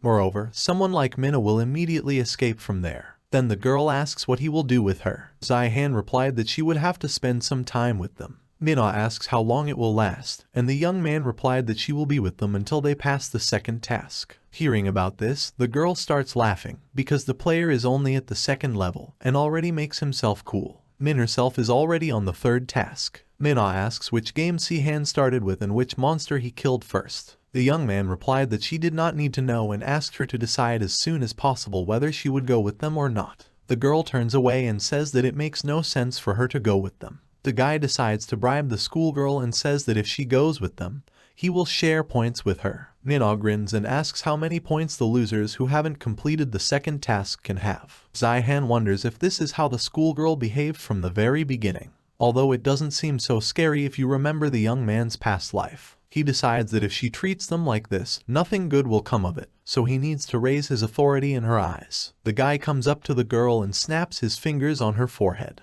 Due to a strong blow, the girl flies a short distance away, and she does not understand what she has just been hit with. Zihan suggests that she behave politely. The young man understands that she must have been hurt, because the indicators exceeded the F rank. Minhwa loses her temper and runs to Zihan, saying that he has no right to tell the girl and tell her how to behave. She is not one of those who will stand still and receive. Suddenly Jaisu appears in front of Zihan and stops the schoolgirl. The girl grabs Minhwa by the hand, and the schoolgirl is surprised at how strong this girl is. Minhwa wants to break out of Jaisu's tight grip, but she fails to do so. Then the girl tries to transform into someone else, but Jaisu squeezes her hand harder. Because of the pain, the schoolgirl could not concentrate and reincarnate. Jaisu smiles and says that it would be nice if they treated each other more politely, as Zihan said. They are people, not animals. Minhwa through the pain says that she will be more polite and asks the girl to let go of her hand. Zihan asks Minhwa again if she will go with them. The team walks down the street and Minhwa asks Zihan and Jaisu if they are avatars. The young man answers in the negative and asks the schoolgirl to address him as you, because formal treatment makes him uncomfortable. Minhwa asks why friends are so strong then. The guy replies that it is not necessary to be an avatar to become stronger than an ordinary player. Although, if you become an avatar, it is much easier to get the power. The most important thing is to have a weapon. Good indicators are not everything. We need high-quality equipment. Jaisu decides to ask a friend if they can find a good weapon. Chaos reigns all around, not a single whole store, and there are no people. Zihan replies that they can. After these words, they all enter the safe zone. Minhwa asks the young man how he realized that there is a safe zone here. Zihan replied that one has only to look at the store and you can immediately guess. The girl notices that traces of robbers are visible, but there are no traces of monsters. Things are not broken, and there are no dead people. Moreover, monsters would not steal food. Minhwa asks what kind of weapons they are going to buy. Zihan replies that there is one way and opens a point store. The girl admires this, and the young man does not understand why the schoolgirl did not know about this. She replies that she didn't know about it at all, and she can't ask about what she doesn't know. The young man thinks that the deity could have told himself. Weapons are a necessity in the game, but the player is not surprised by this. The clown god Minhwa is known for his sadistic tendencies. He couldn't send his avatar to go the easy way. The guy says that he himself accidentally found out about the point store. He also says that Minhwa should not worry, because she is still at the initial stage. After finishing the verbal sparring, Zihan says that they will no longer have a chance to purchase weapons before they start the second task. Therefore, Zihan advises girls to choose something from these items. Then he points to the window where there were various weapons: shield, crossbow, sword, and bow. The guy puts his hand in his pocket. Interest appears on his face. The young man wonders what will appear in the store this time. As Zihan had guessed, the store mainly features standard weapons. The whole trick of the game lies in unusual items. There weren't even any potions presented. If you buy a potion from the very beginning, then the chance of survival increases significantly. The young man remembered that if you go a little further, there will be a player who makes weapons himself.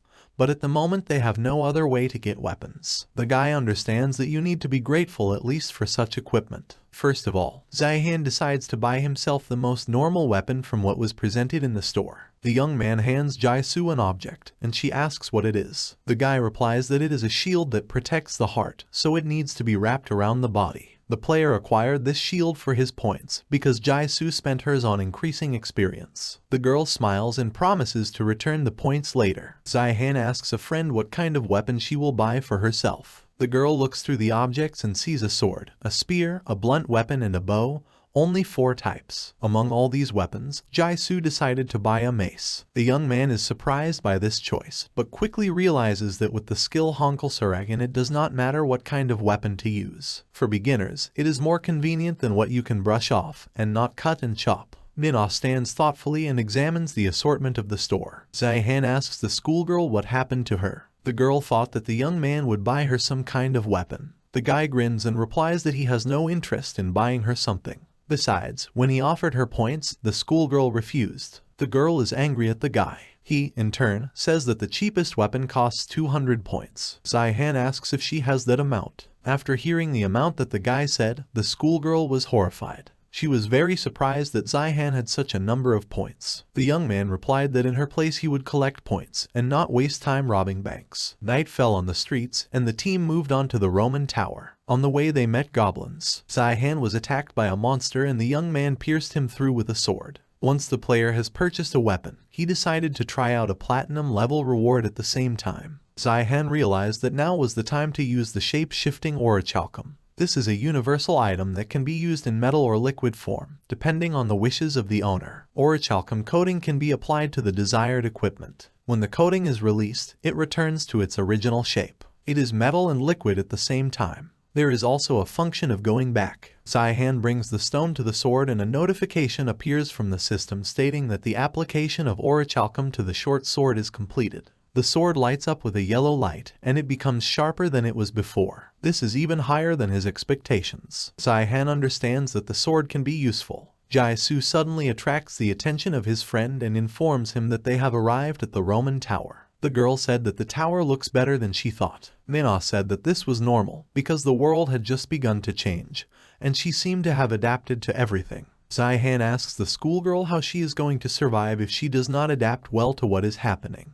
The girl suddenly decided to ask what friends had a task. The young man replied that they needed to kill the monster boss. Hearing this, the schoolgirl was extremely surprised that such tasks still exist. Zihan decided to ask what task she had at the second level and Manhwa replied that she had survival. Then the young man understood why her level ended so quickly. After all, they must kill or die at the hands of other players until their number reaches the set. The young man realized that compared to them, their escape was a very peaceful level. Although, if not for Zihan, then all the players would have died at the hands of a guard or hobgoblins. When the team moves closer to the tower, the young man stopped the girls, warning that someone is there. The young man ordered them to hide behind the stones. Two guys were walking near the entrance to the building. Jaisu thought they were just standing guard, and Zihan assumed they were guarding the borders. The girl did not understand why these men were guarding the borders, because there were no monsters nearby. The guy replied that they were guarding the border not because of monsters, but because of people, outsiders like them. Zihan thought that if this level involves competition among players, like survival, then it becomes clear to him why these guys are standing there. Zihan tells Manhwa that we now means him and Jaisu. The schoolgirl is not included in this number. After these words, the guy asks if she understood what the player is leading to. The girl turns sharply to the guy and asks what he meant. Manhwa realized that Zihan was leading her to change her appearance and go to those guys and find out some information from them. The young man smiles and says that this will be the fastest and most effective way in this situation. Only Zihan has to figure out the situation himself. Friends stand over the girl and ask if she will go to those men. Manhwa realized that she has no choice now and agrees. She moves imperceptibly to the stones that were closer to the entrance and hides behind them. The girl notices that men don't move very fast, so there shouldn't be any problems. If only Manhwa manages to catch the moment when one of them will not see the other. The next second, the schoolgirl hits one of the men on the back of the neck, and he loses consciousness. She hides a man behind rocks and takes on his appearance. The man notices that there is no partner and he turns around to check on him. The guard begins to get angry that his partner is not leaving for the first time during the shift. The man says that if he does not come out now, he will report upstairs. Manhwa approaches his partner and tells him there's nothing to worry about. He just needed to step away for a couple of seconds in need. The guard tells Manhwa that there will be a changing of the guard soon and they need to go. Zihan thinks about the strange behavior of the schoolgirl and begins to worry about whether she will be alright. The girl climbs the stairs to catch up with her partner. The narrative of a fascinating story begins with a description of natural beauty. The sun was shining brightly outside, illuminating the green edges of lush trees with its rays. Readers get acquainted with someone's stream of thoughts, according to which the talking character has always been interested in something. He wondered why the main characters of comics and short stories like to choose difficult paths so much. The silhouette of a man with brown tousled hair appeared before the eyes of the audience. He held a sword in his right hand and ran along a bare path in a grove decorated with various flowers and plants. Then the picture allowed us to see his expression a little closer, increasing the angle. The stranger had a sharp nose and a square chin. He had dark eyes that emphasized thin eyebrows. Suddenly, this character stopped and turned his head over his right shoulder, casting a cursory glance somewhere behind his back and opening his mouth without making a sound. According to the narrator, if someone really wanted to take possession of something, then shouldn't he do everything possible to get what he wanted? The man with the sword suddenly rolled on the ground, turning somersaults several times. Although, judging by his facial expressions, the guy did not plan such a maneuver. In the process, he cursed and cursed everything, apparently due to the fact that the foundation was solid, and therefore it was somewhat inconvenient. When suddenly the hero stopped and looked in front of him with a surprised look and, opening his mouth, asked a question. He was interested in what was happening. The man put his right leg on his knee, and on the second he rested his hand, which was free. Then he stood up. As it became known after a short period of time, a silhouette of a mysterious character appeared in front of him, whose face was hidden by the shadow from the hood of a black cloak. Initially, it might have seemed that this hero appeared out of thin air, because he imperceptibly appeared from somewhere above. A guy already known to readers asked why everything was happening like this. It was even possible to trace how the aura thickened around him, acquiring a dark and repulsive shade, and beads of sweat appeared on his face. It was only in the next episode that it finally became clear that this man was angry, because he did not understand why this figure was chasing him. The character shouted at the top of his voice with a demanding tone and gave up his fist, pointing at him. Suddenly, an unfamiliar energy appeared in the space, which had a disgusting black color mixed with red. Some stream of magic of unimaginable power with a purple hue flashed near the left side of the man with the sword, causing him to freeze. He took a step back, thus keeping his balance, and stared at a new kind of danger. In the next episode, the hero grabbed his stomach with his free hand and crouched down, screaming in pain. He did it so unexpectedly that when the sword fell to the ground, small sparks appeared after it. But suddenly a foot in a black boot appeared in front of the guy's nose, which raised dust after itself. The man raised his head and cast a wary glance at his opponent, still barely asking him a question, according to which he wanted to know the reason. Finally, the mysterious character entered into a dialogue. Readers were allowed to see his face up close. However, it was half covered by a black mask, so the story described only his black eyes with pointed eyebrows, which were slightly covered by a grown black bang. The guy looked at his opponent with a menacing look and repeated his question. Suddenly, he grabbed the man by the right hand, in which there was a sword. And he, in turn, did not have time to react and somehow push him away. So all he did was pull away slightly, sitting on the cold ground. He even opened his mouth and silently followed the follower's movements. The man, whose face was hidden by a black mask, was watching the character when blood suddenly appeared. When the mysterious guy threw a harmless opponent, he stood on both legs, spreading his arms in different directions, thus showing that he was holding no cold weapon. And then he became curious, although it might seem that he wanted to make sure that the following judgment was correct. The stranger asked the sitting man about the fact that it was much easier to kill others and take their things. His silhouette was illuminated by the bright sun. As readers might have noticed for themselves, this character was very tall and well built. But in the next episode, they could see around his opponent small drops left after the red liquid. The pursuer strained his eyebrows, which made the expression of his eyes seem very malicious. He was waiting for his interlocutor to say at least one word. That's just that he was not in the mood for a decent dialogue, because the man wanted to be left behind with a demanding tone of voice. Moreover, this ill-mannered hero called the stranger a psycho, arguing that if he was so good, then he should have hunted high-level players. He was bursting with anger because, in his opinion, the mysterious guy clung only to beginners. In the next episode, this man stood up, focusing on his bloody hand. When the pursuer approached the opponent, who was a head shorter than him, he asked him, trying to understand.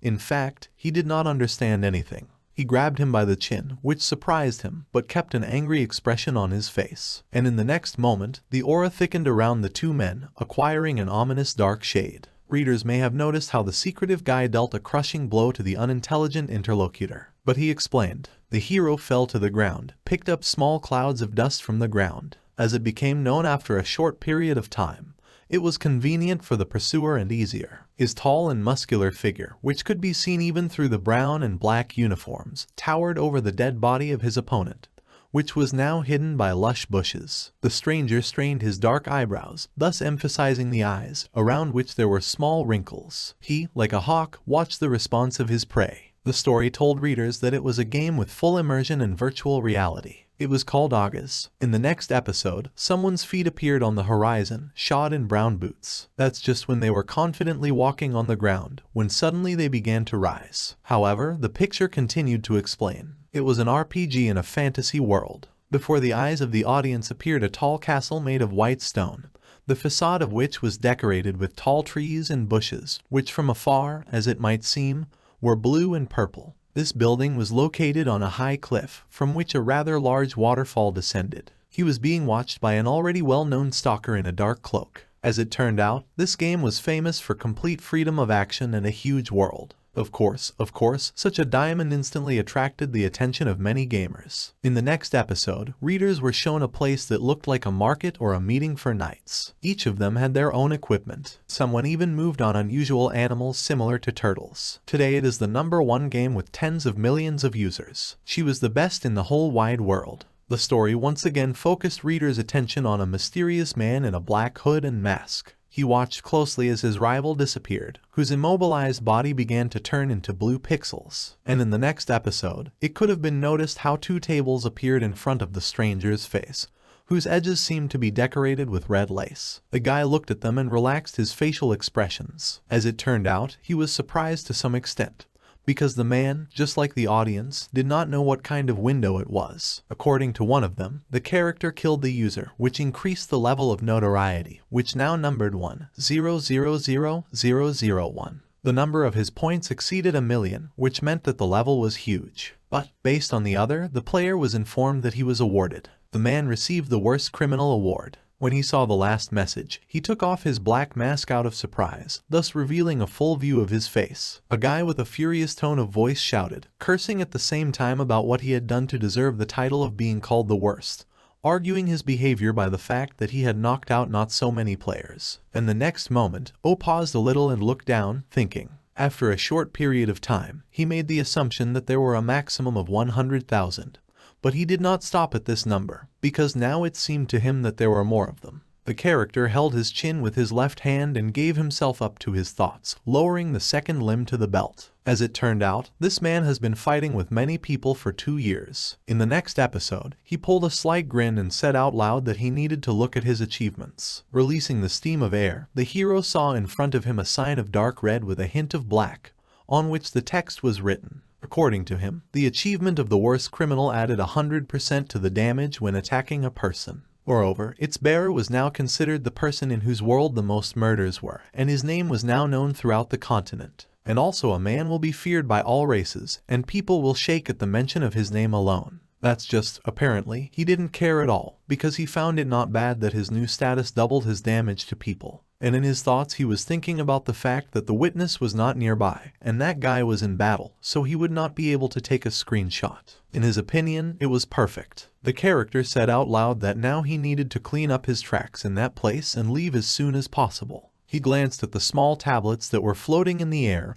and noticed that a detection skill had been activated. As it turned out, a person was found within a radius of 50 meters. The mysterious man in the black hood ran away because he made the assumption that it was a suspicious coincidence that arose at the wrong time. The next moment, the thought occurred to him that it was a bounty hunter. The guy disappeared behind a tree, pulling a victorious smile as if he had caught someone red-handed. The player decided that for now he needed to hide somewhere. Suddenly, somewhere in the depths of the grove, a tall black silhouette appeared. In the next episode, readers could see him a little closer. It was a man in a black kimono, with a long sword hanging on his left side. Above his head, you could see the inscription, Goofy. What attracted the attention of the main character, because he was surprised by a rather strange name. This character with short dark hair had a sharp chin and a frowning expression.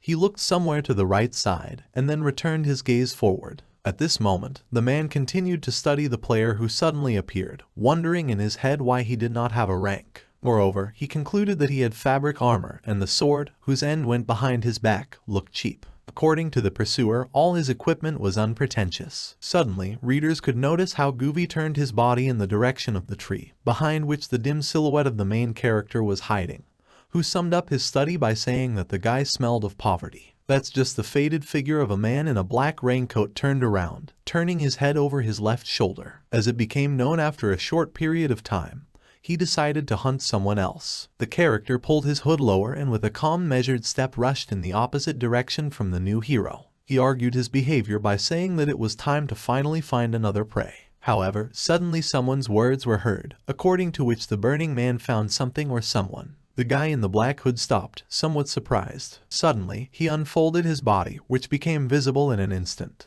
The main character grabbed his sword and stood in an attacking pose, simultaneously reflecting on how he was noticed. By making a swinging motion with a cold weapon, the man provoked the appearance of a stream of air, because of which his cloak fluttered. A mysterious character entered the battle, whom the main character took to a beggar. He also grabbed his sword, stabbing it and stepping back. As it turned out, he fell on the weapon of the guy in the black hood, his sword broke in two. Moreover, according to the following episode, the character was injured. He knelt down, throwing everything out of his hands. Mentally, he reflected on the fact that this could not be true. And after a short period of time, the main character fell face down. Readers may have noticed how the earth began to turn red. The man's eyes began to close from impotence, and the last thing he saw was the figure of a mysterious character in a faithful kimono. In his head, the main character put a brand on the weakling, because of which he was injured. Suddenly, a window with an inscription appeared in space, according to which the guy died. As it turned out, due to the fact that the man had a high level of notoriety, his killer will not be punished in the future. The system informed him that he was the worst criminal in history, and as a punishment for death,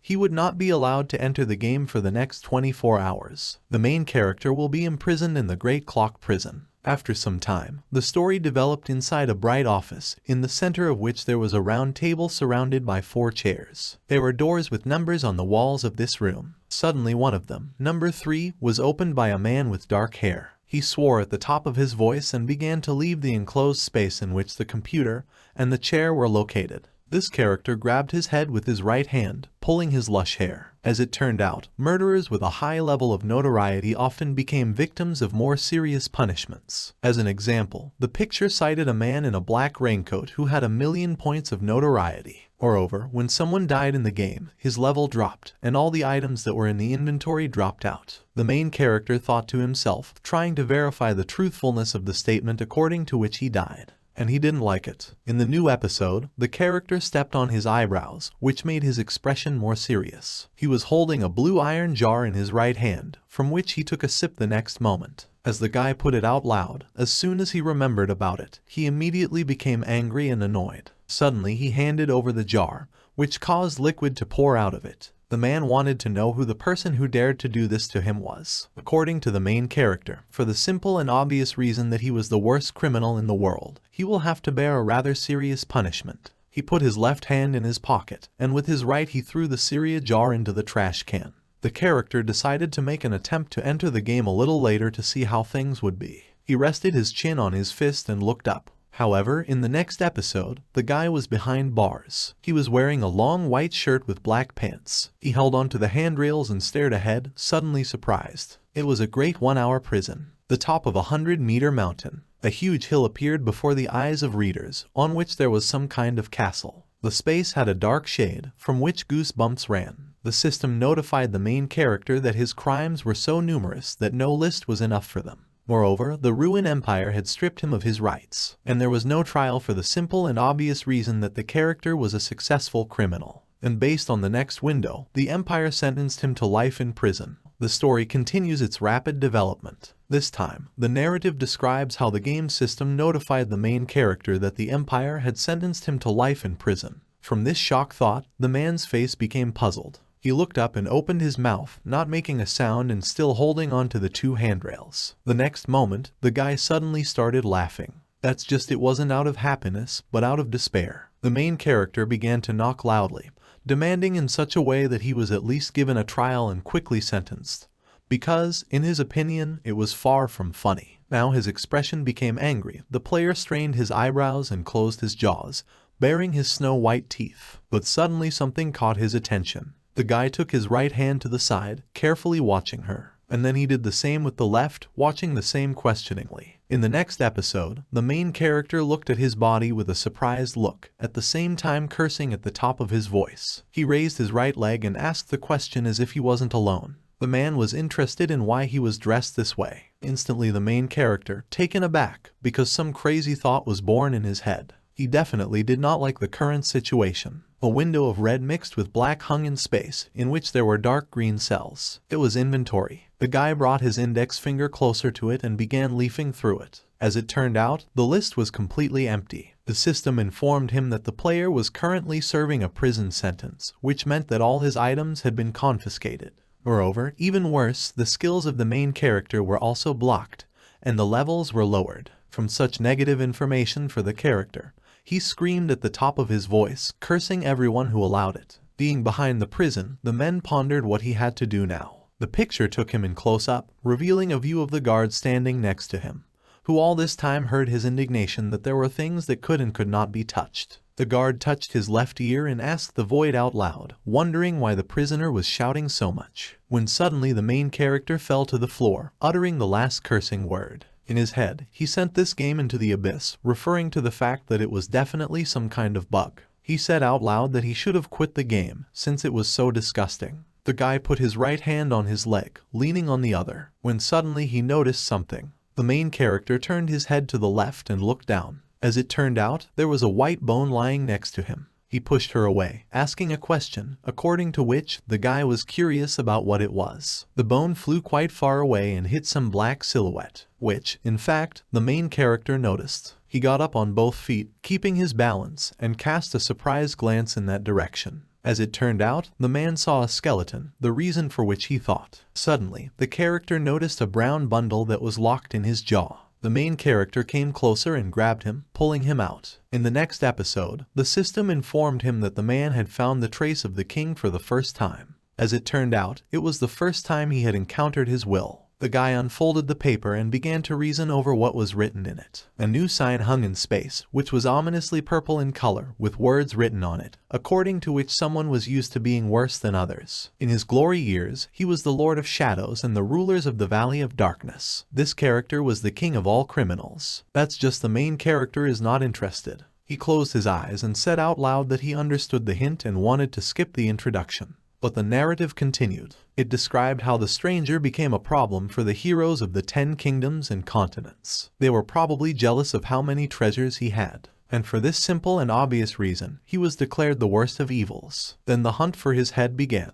The main character glanced at the skeleton and the cloak and made the assumption out loud that he was offended and robbed by these heroes of the 10 kingdoms. After all, there was so much bragging in him, and he himself was robbed. Except the Shadow King paid them back in kind. The man didn't understand what this meant, but the next moment he exclaimed that he didn't care, referring to the fact that at first it was pretty good, and then it got boring. He put his right hand on his side and made a swing with his left, when the guy turned his back to the skeleton in a black robe and expressed his opinion that, in his opinion, the will of the king was nonsense. A bright blue glow appeared behind him. This made him turn his whole body around and look at what was happening in his dungeon. Readers may have noticed a bundle floating in space. According to him, one day the heir of the Shadow King was supposed to appear, who would shake their world and destroy everyone. He would steal everything that belonged to them. That's just the main character. This whole situation seemed annoying and intrusive. The piece of paper continued to be in the air. Bright light energy emanated from it. The system again notified the character that the king of the Valley of Darkness,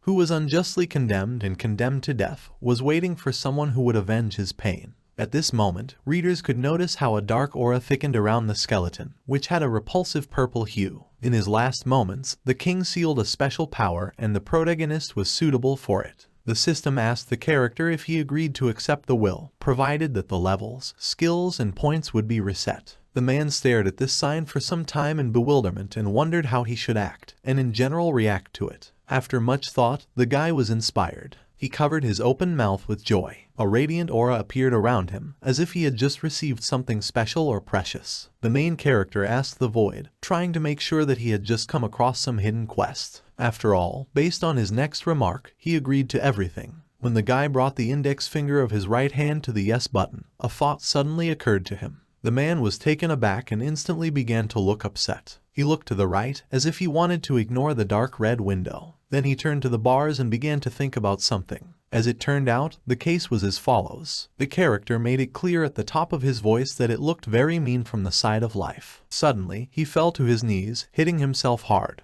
Although, apparently, the man did not notice it, because he was busy with something else. The main character was so deeply saddened that an aura thickened around him, acquiring a mysterious dark shade. In the next episode, it was as if tears were streaming down his face, or he was only pretending and acting, trying to find out something in this way. The guy shouted at the top of his voice that he couldn't get out of there even if he had to agree to the quest. The picture continued the rapid development of mysterious events. At this moment, the main character was sitting in a bright room with computers. He was at a round table, occupying one of the chairs. When the story zoomed in on him, readers could see how the character was holding a black smartphone in his hand and looked somehow wary, so much so that a drop of sweat appeared on his right cheek. As it turned out, the thing was that there was no information regarding the character king of the gloomy valley. The man found a secret quest for the first time. Only he was interested in what reason right now. The guy closed his eyes and leaned on his right hand, slightly pulling his dark hair. He indulged in his thoughts, according to which all the items were taken away from him, as well as the skills were unavailable. He leaned on the back of the computer chair, his hands on his knees, and took a deep breath, relaxing slightly in this way. In his opinion, it was terrible, because the guy even asked himself if he should have just given up. In his head, he recreated the episodes when his character stood in front of this mysterious dark red tablet with an offer to accept the will of the king of the valley. But if you think about it, then in the additional information to it was written that all stats will be reset. The main character was thinking about the fact that if he still accepts the quest, and all the characteristics are reset, then. That's just he didn't let readers know the end of his conclusion. The man crossed both arms over his chest and tensed his eyebrows, as if he was solving a complex mathematical problem. The next moment, the character identified something. He arched his thin eyebrows, making it seem that his eyes were burning brightly from some idea. The guy scratched his chin with his right hand and aloud made it clear to the audience that he should try. In the next episode, the story describes the actions that took place in a place where there were a lot of characters dressed in colorful gear. Everyone went about their own business, not paying attention to others. How suddenly readers could notice how someone defiantly took a step and stopped. His feet were hidden behind low brown ankle boots and with a pointed nose. As it became known after a short period of time, it was the main character. He stood in the middle of the square and, with both arms outstretched in different directions, shouted with joy that he had finally managed to do something. In the next episode, the game again focused readers' attention on a red and black tinged sign with an inscription, according to which the character was recreated. The audience was allowed to see a tall man in a black hood, whose face was half hidden by a dark cloth. This player had level 99 and pretty good equipment, which made him have a bright aura of radiance around him, as if he was some kind of diamond. And then history compared it with the current version. This character had the first level. He was wearing a white shirt on his body, but there was a kind of self-confident smile on his face, as if the man was up to something, or he was sure that something cool was waiting for him. The system notified both him and the readers that if the character in Agatha returned to the first level, then he had only two options. According to one of them, it was possible to continue from the place where he died. And based on the second, the player was allowed to return to the starting village. Suddenly, the main character raised his right hand up, directing a concentrated look at it, and announced a restart. The story described how white circles with seals formed around his brush, around which there was a bright blue glow. As it turned out, he was trying to get into the starting village. In the next episode, the man did it all in his dungeon. Readers could notice how his whole body was enveloped in a bright blue light, which only grew. History has ruled that he chose the latter option. That's just, according to the main character, it might seem like a waste of restarting, but it took time to adapt to the new character. He looked in front of him, at the place where there were two guards dressed exactly the same. They even had about the same height. Readers may have noticed how the character was wary to some extent. The reason was that the elephants of the guard were moving in his direction. The guy exhaled in surprise, mentally asking himself why they were coming to him. Out of surprise, he covered his chin with his right hand, as if this was how the man felt safe, and waved his left. And in the next episode, the audience finally became convinced that the main character had done something illegal. He escaped from prison, and such a strange reaction followed because he had a terrible task. Readers could see how his expression changed every second. Now the guy closed his eyes and strained his thin eyebrows, covering the lower part with his palm. Only two guards walked past him, which surprised him to some extent. He turned back and looked at the two people walking away, watching them with a questioning expression on his face. Aloud, the character summed up that they ignored him, although his tone was like a shrewd one, as if the man wanted to make sure that what he saw was true. The next moment, he made the assumption that it was some other bug. A memory appeared in his head, according to which members of the guard always rushed at him with swords as soon as the main character appeared in the city. All he said out loud was that a window of characteristics had popped up in front of his face. According to him, the character's name was Luke. He had the first level, but this did not prevent him from carrying the status of the worst criminal, with the work of the best thief. Based on what was written at the bottom of the scoreboard, the man had an updated notoriety, which, by the way, surprised him to some extent. And after a short period of time, the main character's attention was attracted by a phrase that explained that a fake identity hid his evil deeds, but the punishment was still in effect. In his head, the guy summed up that now he would have to hide. Luke opened his mouth in confusion and waved his hands involuntarily, saying out loud that it was as if someone was making fun of him. Mentally, he explained to the readers that she was passive, so there had to be some skills. The man exclaimed in a demanding tone of voice so that the system would show him a window of skills, which, in fact, happened after a short period of time. The guy put his index finger to the button and said out loud with interest that he should have watched while singing some strange song. According to the new information, the passive skill was a fake identity that hid the evil deeds of the protagonist, but only the punishment was still in effect. But if we talk about an active skill, then it was a search of the first level. The guy was told that he should study things that could be stolen from the intended target, but on condition that the distance would be small. Moreover, the use of the skill will be impossible if the man saw the target, but if he moves away from her or stops looking at her, that the search will be interrupted. Another active skill was stealing, also of the first level. According to the window, the character could steal the items he found during the search. After each unsuccessful theft, the probability of success will, unfortunately, fall. And if the probability drops to 0%, the victim will notice it and take it for an attack. Such information caught the main character by surprise, because he was silent for a while, and reread the information, thinking about something in this way. He scratched his cheek and strained his eyebrows, making his gaze seem focused. In his head, the guy was taken aback and began to look out of one window, then into another, thinking that king of the valley was a very ordinary thief. When the red and black tinged scoreboard began to disappear, turning into large pixels, the main character looked away from them and looked up from dissatisfaction, because he just couldn't believe it, making the assumption the next moment that he should test his new abilities. When suddenly the story described a mysterious red flame that appeared around his eyes, painted them in the same color. It became known that it was a search skill. Readers were allowed to see how a black sign appeared around the other heroes who were on the square, which indicated what the guy was doing at that moment. In the next second, he noticed for himself that it worked not only for players, but also for NPCs. The man looked at the new window, according to which he had to choose a target. The main character turned his head over his left shoulder and looked at a character in black and red gear with very curly blonde hair, who was talking to a player in a black robe. His face was hidden. Pulling an evil smile from ear to ear, the man made a firm decision that he would fit. In the next episode, whistling slightly and putting both hands behind his back, he walked past two other young people who were animatedly having a dialogue about something. The system showed readers that the target had been selected. The search of the user under the name of Seng Galchai began, and the main character was convinced of how it worked. When the scoreboard in red with a black tint showed the guy that the objects of the goal were stealing a rabbit, bandages, and glass beads, the man exclaimed joyfully that he liked it very much, because he was even allowed to inspect the inventory. In his opinion, it was a great ability. He forced a smile again, only now it revealed a view of his snow-white teeth. The guy looked at the other two people, folding both hands on his chest, as if he had accidentally noticed them. But the search was interrupted for the simple and well-known reason that the distance to the target was too large. And in the next episode, readers finally managed to find out the name of the main character, because Yu Seok-woo was setting himself up not to get upset.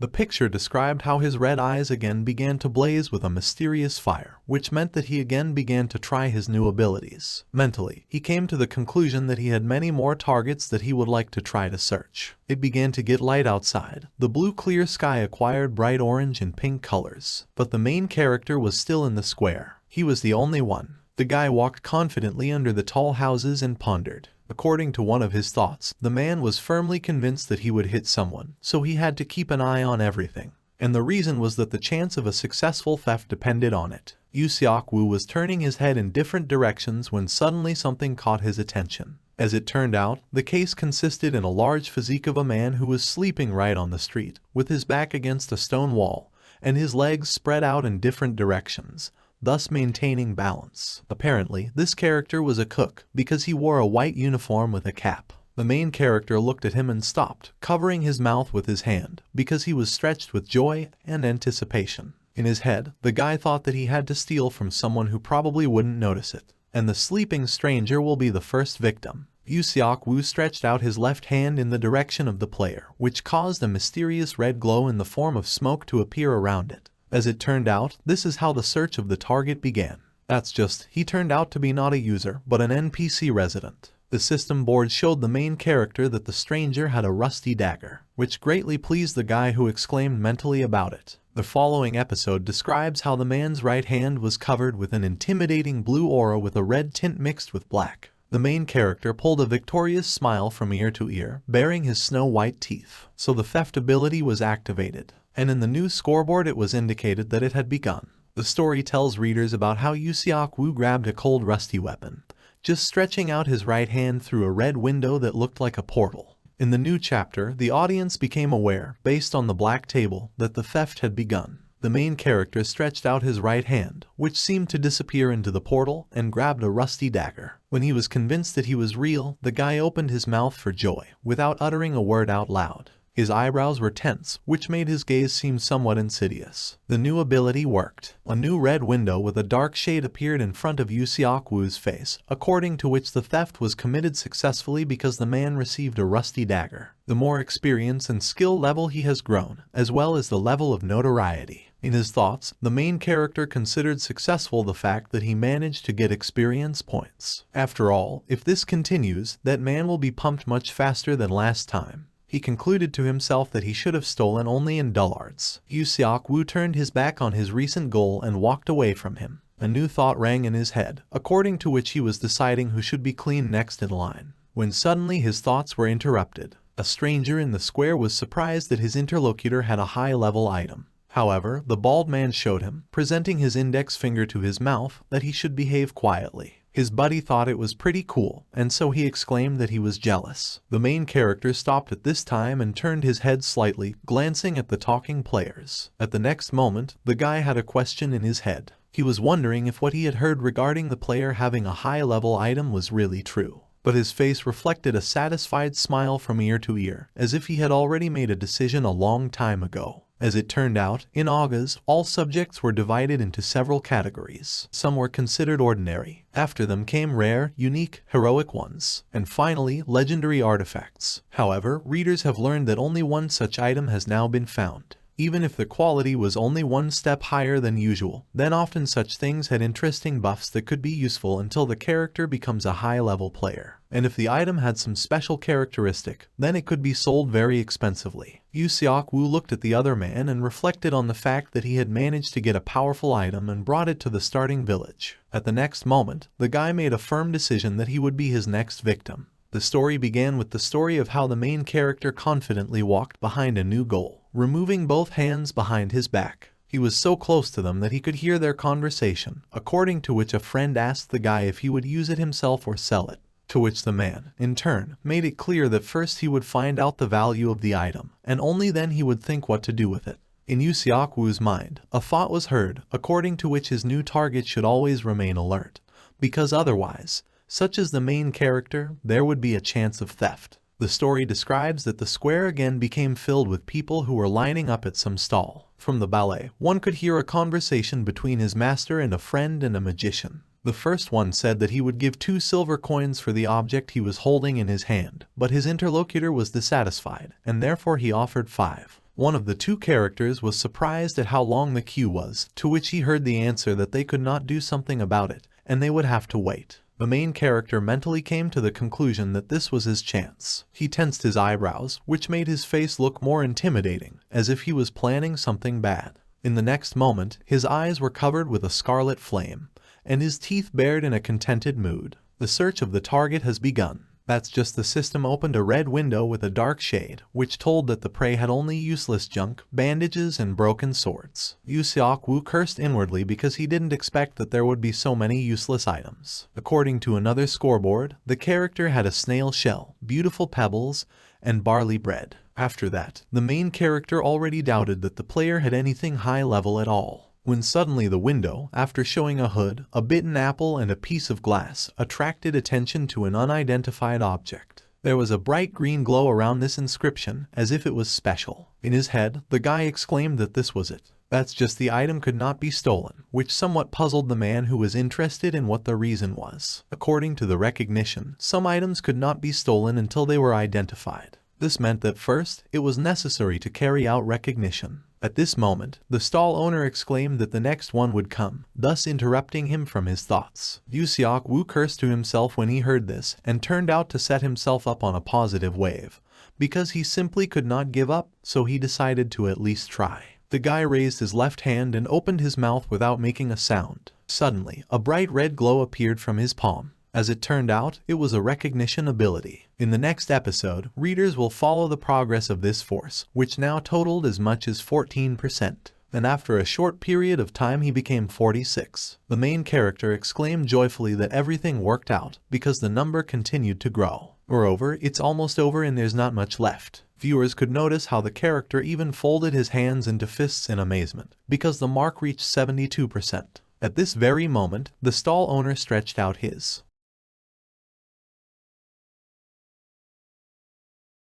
right hand in a gesture so that both men would show their magic item to him so that he could examine it and estimate the price. The first guy replied to his interlocutor, holding a bag of money that he had finished, and asked him to evaluate his subject, to which he gave a positive answer. However, such a rush on the part of strangers did not please the main character at all, because he mentally asked the system to work faster. Suddenly everything was ready. Recognition was successful. There was even a small drop of sweat on Yu Xiaoku's face, for the simple and obvious reason that he managed to identify the item. His right hand continued to pulse and emit a dark blue light with a red tinge. This meant that the theft ability was activated. When the bald character put down his bag and said, after greeting at the same time, that he needed to evaluate something, he received a question from a member of the staff, according to which he wanted to know if it was a special item. That's just something like surprise appeared on his face, because he didn't know where this thing had gone. Suddenly, the stall owner asked if he really had nothing, so he asked the next one to come up.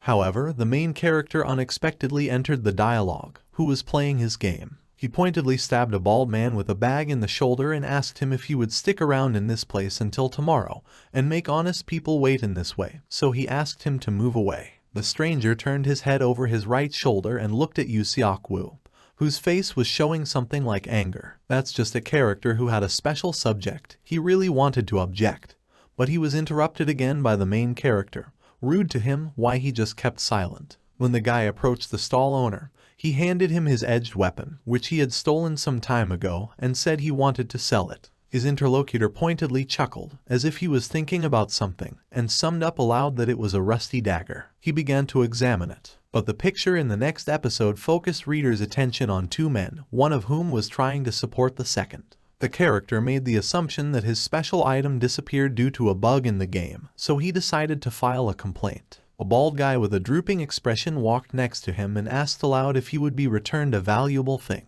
The story described to the audience how Yu Xiaoku was moving, happily turning his head in different directions. He was somewhere between the houses, because there were only brick walls around him. In the new episode, he asked himself a question. The guy wondered if he could now check his new find. A black plaque with the name of the inventory appeared in front of his face, which was covered with sweat from nerves and worries. That's what he clicked on. After a short, and even instantaneous, period of time, the entire space around the main character began to glow green, which made him alert and closely monitor the system window. The next moment, someone opened an orange soda can. It was Yu Xiaoku. The man gave himself up to his thoughts. As it turned out, he was amazed by the fact that he could not get this item after so many murders, but now it finally got into his hands. A satisfied grin appeared on the character's face. The story told readers that the wind bracelet was a mysterious and special object. A golden exhibit with various patterns appeared before the eyes of readers. According to the following episodes, it was a special item with a speed buff. Attack speed, to be more precise. For example, the description is conducted around the silhouette of a player who, using his sword with a black aura, provoked the appearance of a blue stream of energy, and also dexterity, so that the same user could do different flips and turns. It became known that all the characteristics associated with speed were increasing.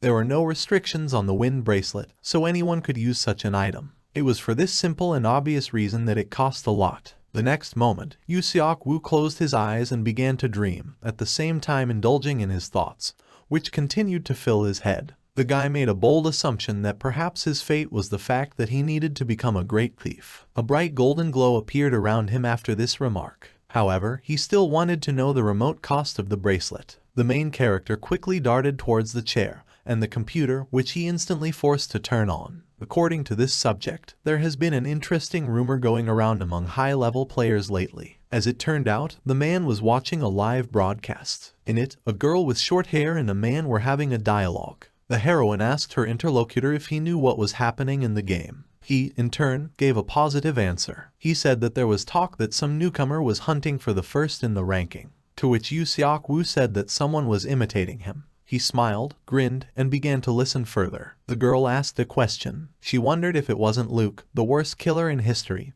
who was doing this. In her opinion, it was just a coincidence, because thanks to one of the players, they recognized the hunter's appearance. The guy and the girl made an offer to take a closer look at him. It was the same character who killed the main character in the game, to which, of course, he objected. The moments when the guy was hunting for him, before delivering a crushing blow, popped up in his head. From just this thought, Yu Seok-woo became embittered. He slammed his left hand menacingly on the table and thought that he would never forget his face. The story began the narrative around a rather strange conversation. Someone said that 6 had already fallen, and they had 8 more to deal with. Moreover, in their opinion, it was to some extent a difficult situation. As it turned out, the action developed the reader's interest regarding the 10th meeting of the heads of the best guild of August. A huge round table with several high-backed chairs appeared before their eyes. They were occupied by mysterious black silhouettes. Someone from the circle asked a question out loud, according to which the player had a desire to find out where this gooby came from. He pointedly tapped his index finger on the table, as if it hurt him. His neighbor replied that he had tried to find out, but so far he had not managed to dig up information that would be worth something. The third one laughed at all, because, in his opinion, it was about an unofficially high-level guy. The fourth silhouette adjusted his hood and wondered why he appeared at that moment. The next stranger summed up that they needed to deal with him as quickly as possible. But, as the sixth objected, they didn't even know how to catch him. Someone made a verdict, according to which this mysterious but rather strong player looked like Luke, which greatly surprised everyone present, because readers could see their astonished eyes, even though they were hidden by a black mantle. Some embittered character from the circle asked the speaker a question. He asked why he even dared to remember the name of someone so greedy, and the other picked up his mood and said out loud that he felt sick at the very thought. Suddenly, the story decided to remind the audience what this hatch looked like. Around the main character, dressed in black equipment, there was a red energy that repelled. 4 men, heads of different guilds. Compared to him, Gooby was a real angel. Suddenly, someone raised a hand in a gesture for the others to stop arguing and calm down. He objected, wondering if it was time to think about how to get rid of the arrogant player. The story showed readers his face. He had dark eyes and slightly overgrown hair that covered his high forehead. The guy folded his hands and put his head on them, watching the reaction of his comrades. As it became known based on the new episode, it was the head of the Goblin Guild. His name was Racino. In his opinion, each of them had to try for the sake of a great cause. Then the action again unfolds around the square, which was filled with warriors dressed in different equipment. At this moment, the main character indulged in his thoughts. According to his thoughts, the guy was firmly convinced that he had felt something strange even then. Yu Seok-woo remembered Gooby's face and wondered how he didn't understand how he dared to kill him, a high-level player, and even in such a cheap outfit. Then he turned his head over his right shoulder and looked with a menacing expression at the 2 men who were standing and talking in that direction. According to the man, it will take him some time to regain his former strength, but one day he will definitely do it. In the next episode, readers could notice how his right hand shone blue with purple and red tints. This mysterious and sinister energy was drawn to the 2 strangers who were engaged in conversation. And then the audience was allowed to see how the eyes of the main character were covered with red flames. His gaze was focused on finding interesting things that he could steal. As it turned out, Yu Seok-woo still took the items, and the dark window of the system notified the man that the theft was successful, which is why he had increased experience and skill level, and even the level of notoriety. When the guy looked at this, his expression became somewhat upset and even wary. The weather was sunny, so Yu Seok-woo calmly strolled through the quiet, untidy streets and enjoyed his day. Suddenly, he opened the stats window by tapping on it with his right index finger. In the next episode, the story informed readers that Luke had risen to the 4th level, which greatly pleased him. He could not have imagined that he would be able to reach it in 2 days. After all, at this rate, he will be able to reach the 10th in just a week. Suddenly someone interrupted him, calling him a friend and apologizing. The man turned his head in the direction from which the noise was coming. As it turned out, 2 men with insidious smiles approached Yu Seok-woo. The first of them, a tall man with 2 large scars on his face, asked him to give them just a minute. And the second, bald and shorter, raised up the index finger of his right hand and picked up the remark of his friend, adding that wasn't the main character supposed to answer when someone from the elders spoke to him. In his head, the guy compared them to unintelligent life forms. The second man turned to his friend and let him know that he had scared this boy, who at that time scratched his temple and looked at them in bewilderment. And the first one made it clear to him not to be afraid, because they were good guys. But they had a difficult situation. After this phrase, the player with 2 huge scars on his face took out his sword and began to threaten Luke by asking him a question. It became known to readers that he was interested in whether the main character would unite with them. However, the latter, in turn, silently turned around and, in a gesture that he did not really want, began to walk with both hands in his pockets. Suddenly, something caught his attention. Yu Seok-woo looked up at the blackboard with red edges that appeared, according to which the guy could accept an unexpected quest. After a short period of time, it became known that according to the task, the man had to clear the village of evil. The difficulty level was normal, but the bandits, who usually hid in the alleys, wanted to get into a fight with him. Moreover, they often disturbed the residents, and for this simple and obvious reason, Luke had to teach them a lesson that they would remember forever. The condition of the unexpected quest was to overcome 2 village criminals, for which he would receive a reward from the head of the village when he completed the task. A thought arose in the man's head, based on which he decided to try his luck, because in any case he was already in that place. The guy pulled a satisfied smile from ear to ear and looked somewhere to the right. Suddenly, he called out to 2 characters, insulting them to some extent. Why did they quickly cast their eyes at him and began to listen attentively? Yu Seok-woo, or rather his character Luke, pointed at the bandits and asked them a question. As it turned out, he was wondering if they were too talkative. In his opinion, they should have held their long tongues. The man with 2 scars on his face tensed his eyebrows, as did his companion, and cursed out loud. And then he began to run in the direction of the main character, holding a sword in his right hand at the same time. The story continues its exciting and rapid development. This time, she begins the narrative around the main character, who quickly dodged blows from a bandit with 2 scars on his face who used a sword, when suddenly he tripped his opponent, and he, in turn, did not have time to react, so the next second he rolled head over heels on the stone floor. When he finally landed, he made a sound that meant he was in pain. The man dropped his sword from his hand that he just rolled away in the opposite direction from him. The bandit was lying on his stomach and quickly began to get up on his hands, at the same time cursing the main character. Yu Seok-woo approached him and asked him about what he had just said. The sun shone brightly on his figure, causing his face to be covered in shadow. However, this only emphasized his embittered facial features. The guy made a swinging motion with his foot and struck at his opponent. Luke enjoyed this pleasant feeling. He continued to stand over his opponent when his friend exclaimed plaintively, probably trying to make sure that he was okay. But the man did not answer anything. He just lay silently under the tall figure of the worst thief. The bald character screamed at the top of his voice, demanding that the main character remove his leg. But, apparently, he was nervous to some extent, because a small drop of sweat flowed down his left cheek. He surrendered his fist and looked at it. But Yu Seok-woo, it seems, did not hear or pretended to be stupid, because he asked his new rival's question again, to which he reacted somewhat warily. The bald guy folded his arms in surprise and arched his eyebrows. That's just the main character increased the pressure of his blow, which caused the man under him to make a pitiful sound of defeat. His companion closed his mouth in fear for his friend. Luke then grabbed the sword and said out loud that he had not done this for a long time. Anger and, to some extent, a sense of rejection lit up in his black eyes. The guy gently touched the blade, around which a bright red aura appeared. And in the next episode, the main character exclaimed that it was finally time to become the worst criminal again. The iris of his eyes became completely white, as if it was covered with white. The man made a swinging motion in order to destroy his opponent. In the new picture, he gave himself up to his reflections. According to his thoughts, the main character decided that he would no longer doubt and he would never show mercy again.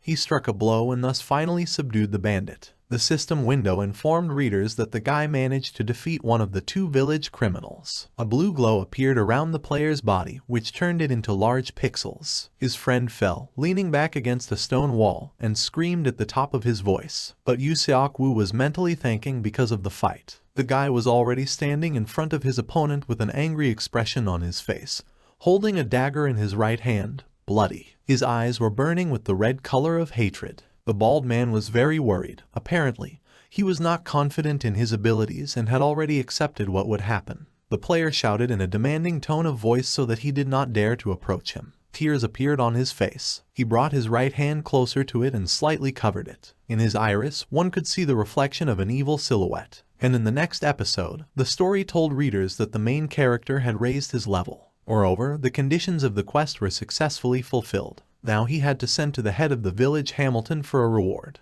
where, in fact, he found himself after a short period of time. The audience saw a two-story mansion in brown and white colors with a huge territory on which there were trees in the form of large triangles or thorns. There were two guards standing behind the stone fence. They were wearing red gear with iron gloves and helmets. As a weapon, they held spears in their right hands and shields in their left. When the main character was heading in their direction with a rapid step, it attracted the attention of one of the members of the guard. The man took an attacking pose and gave the order to stop, because it was the house of the head of the village. The second one picked up his remark and also in a demanding tone of voice made it clear to Luke that he should leave as soon as possible if he did not make an appointment in advance. However, the main character raised his right hand up and pointed his thumb somewhere behind his back, at the same time saying that he had just dealt with a couple of criminals, so the guards had to check them. One eyebrow arched on his face, which gave a somewhat self-confident look to Yu Seok-woo. One of the security guards asked him a question, making sure it was true or not, to which he received an ambiguous answer, because the man told them, if they didn't believe it themselves, then they just had to go and see it. And even without doing this, one guard summed up that it looked like the truth, so he would let the player inside. And the second one explained that the user August should go and tell the head of the village about everything. When the man came to the door, he knocked and asked for forgiveness for the intrusion. He opened the door and saw an elderly man who was smiling happily. As the system suggested to readers and the main character, it was the head of the starting village, Hamilton. The character made a wave of his hand and asked the guy a question, asking why he came. The guy, in turn, was lost in his thoughts. According to them, the man seemed to be an ordinary old man, concluding that the rumors were embellished. Hamilton's house was unavailable unless there was some special reason on, then. The reason was that this mysterious NPC was almost never seen by anyone. A man with a questioning expression on his face was looking at the intruder in his estate, when suddenly the main character finally entered into a dialogue. He said he had come to report the village criminals he had dealt with, to which he replied that it was good news. Moreover, in his opinion, it was great that Luke came in person. The elderly man made it clear to him that he was going to make tea now so he could sit down. However, Yu Seok-woo just wanted to take the reward and leave, to which the man asked him a question. As it turned out, he was curious that the main character was not a fan of chatting. But after all, he stressed that sometimes it was worth playing along with the old people. Hamilton grabbed both of Luke's hands and then squeezed them hard. The picture focused the reader's attention on this. The guy began to wonder where his grandfather had such power, but he humbly gave a positive answer in such a tone of voice, as if he was being forced. In the next episode, Stratu was already pouring tea and smiling happily, as if it was his usual expression of facial expressions. Luke sat down at a wooden chair, resting his left hand on the back, and asked Grandpa to start listening to him. He said that he was very happy to have tea with the head of the village, but he was interested in the reward. The guy furrowed his eyebrows, which made him seem angry, and he, in turn, just laughed and supplemented his request, pointing out the fact that it would be tastier if special tea leaves were brewed. This angered the main character even more, who thought that he didn't even try to hear him. However, the story told that he still gave up and drank from the mug, noting to himself that the taste was really pleasant. Suddenly, a chest of jewels appeared on the table, including a flask with a potion, a scroll, a dagger, and a small outfit. Grandfather turned to his guest and made it clear that it was time to look at the awards. He happily pulled a smile from ear to ear, spreading his arms in different directions. When Yu Seok-woo had already started to pull his hands towards her, a dark aura formed around him.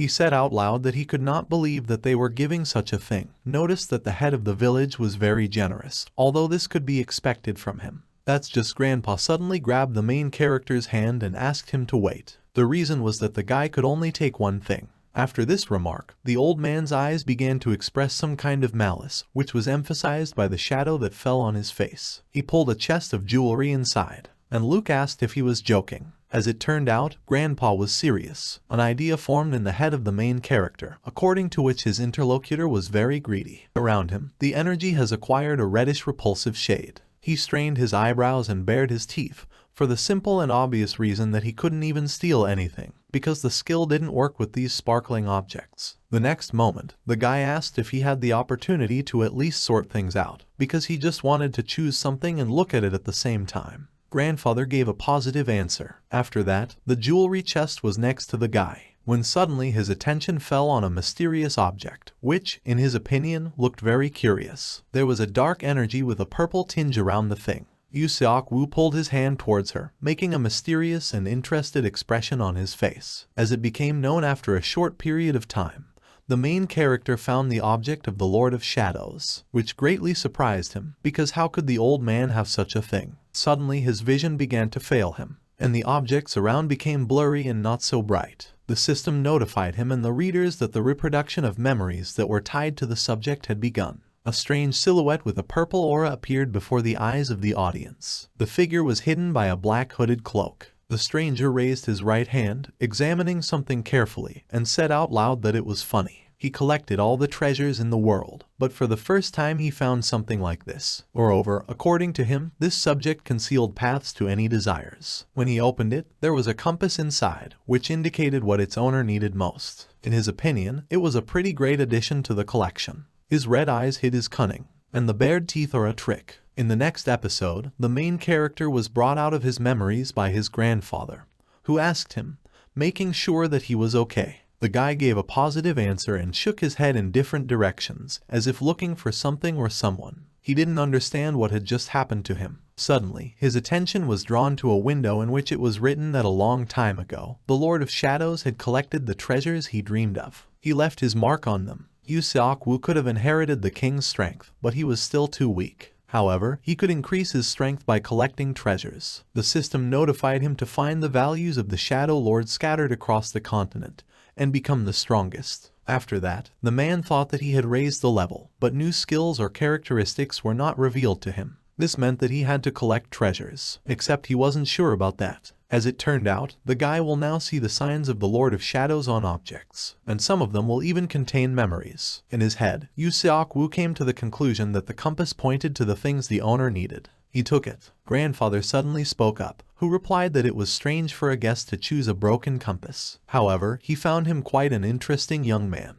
The man waved his hands as if he couldn't do anything about it or somehow influence it. The guy's attention was attracted by a chest, next to which it was written that it was impossible to choose a reward anymore, to which the main character objected, cursing at the Lord of Shadows, because, in his opinion, it was some kind of setup. The story told that the Compass of Eternity was of a unique rank. It was left by a traveler full of endless dreams, but at the moment it was broken. The story continued its rapid development. In the new chapter, the narrative revolves around the grandfather, who told the main character that it was very strange on his part that he chose a broken compass, but he was a very interesting young man. A man spread his arms in different directions, as if it was not something he could influence. Yu Seok-woo, who was sitting across from him, looked at the open jewelry chest and inquiringly asked him if he really thought so. The system notified him and the readers that the selection of the award was completed, and it could no longer be selected. In Luke's opinion, it was a complete setup. His face turned half blue, and the guy himself froze and was silent for a while, when all of a sudden he screamed at the top of his voice that he was just thinking for a while,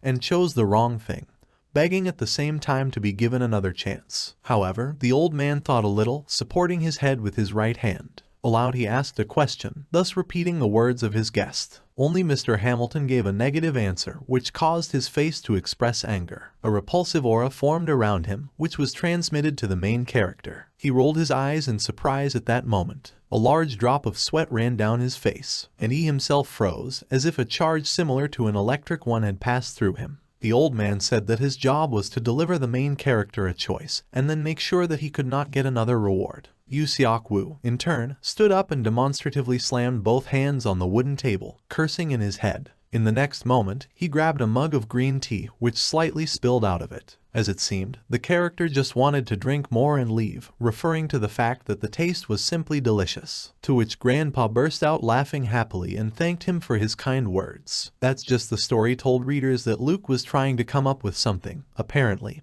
he was trying to stall for time in this way. Even a muscle tensed on his face from the nervous mood. Suddenly, a red and black window appeared in space, which informed the main character that the head of Hamilton was grateful for his compliment. For this simple and obvious reason, the level of their relationship with the character has grown. However, according to Yu Seok-woo's thoughts, he did not need a good relationship with the old man, who was sorting out his valuables from the chest at that time. In the next episode, it became known that the guy did not agree to a broken compass. Then readers could notice how the eyes of the main character were covered with red flames. This meant that the search ability was activated. A red window with a dark shade indicated that the chosen target was the NPC head of the village of Hamilton. While the man was looking at the green gemstone, Yu Seok-woo discovered the key to the shining chest, which somewhat surprised him. The guy indulged in his thoughts. As it turned out, he didn't think that this was the one he needed right now. Suddenly, the old man closed the chest, which at the next moment Luke cast his gaze at while taking a sip from a mug of tea. According to the new episode, he had a brilliant idea. Just thinking about it made a grin appear on the guy's face, and the energy around him said that it was as if a charge, similar to an electric one, had passed through him. Then the main character found himself in a bright room, sitting at a comfortable computer chair,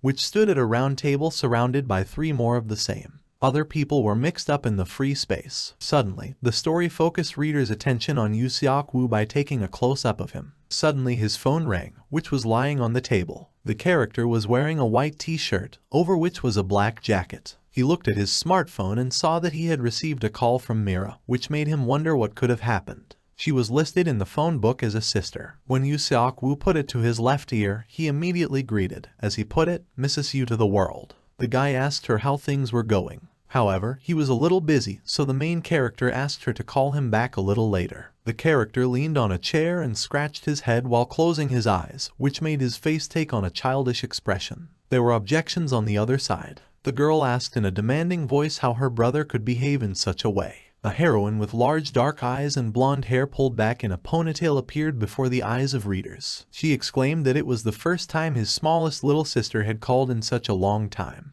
The girl was sitting on the bed, on which there was a pair of pink pillows and a large teddy bear. However, the main character replied that he was just joking, but decided that it would be reasonable to ask what the matter was. As it turned out, nothing special. The heroine was interested in whether her brother would be at their house this month. Their mom really missed him, and so did she. The heroine strained her eyebrows, which made her expression seem focused and tense, to which the man replied that he understood her, because he needed time to think. From his sister's remark, a drop of sweat flowed from the main character, as if he was transfusing and was afraid to start this conversation. That's just the girl insisted on her own, saying that her brother did not just think, but just came and said goodbye to him. In the next episode, the story tells that Yu Seok-woo had enough to do above the roof, and now he also has to go to his family. He had a headache from all the noise. He relaxed, resting his head on his right hand and lowering the smartphone on the table. In his opinion, it was all because of the greedy village head. In his head, he had an evil appearance, sinister eyes, under which there were dark circles from the shadow, sharp teeth and funny bonds that gave the atmosphere an intimidating shade. A blue fire burned around the silhouette of a man, and in his left hand he held the golden key to the treasure chest. The main character thought that it was very easy to steal the key, but to find the chest, it could give him several problems. Yu Seok-woo clutched his head with both hands, which was filled with different thoughts. As it turned out, he was concerned about the fact that the head of the village was always in his house, and it annoyed him a lot, so much so that small tongues of smoke appeared from the top of his head. Suddenly, someone interrupted the huge flow of his thoughts. The guy was taken aback and saw someone's hand in front of him, which was holding out a red jar to him. After a short period of time, it became clear to readers that it was a girl with short black hair and large purple eyes. She asked the main character if anything bothered him, and he, in turn, gave an ambiguous answer. He also asked her a question, according to which there was no point in telling everything. The reason was that his interlocutor would not understand anything. In the next episode, Yu Seok-woo opened a can of soda and gave the heroine a chance to answer. She seemed surprised because the girl tensed her eyebrows, which caused her expression to become somewhat offended. She crossed her arms over her chest and watched the guy for a while, taking a deep breath. However, as readers may have noticed to themselves, it affected the man. Yu Seok-woo made it clear out loud that there wasn't anything serious. He just needed someone to leave one place because he wasn't going to do it. The stranger asked him a question. She was interested in what the guy would do when he did leave, and he, in turn, demonstratively exhaled and continued that he would not say about it. The heroine tried to help him by recommending to make him leave. It seemed to the main character that she wasn't listening to him at all. The next moment the girl said, it would be easier to explain as follows. The man needed to create a situation in which someone simply could not stay. For example, to arrange some kind of trap. This phrase caught Yu Seok-woo's attention.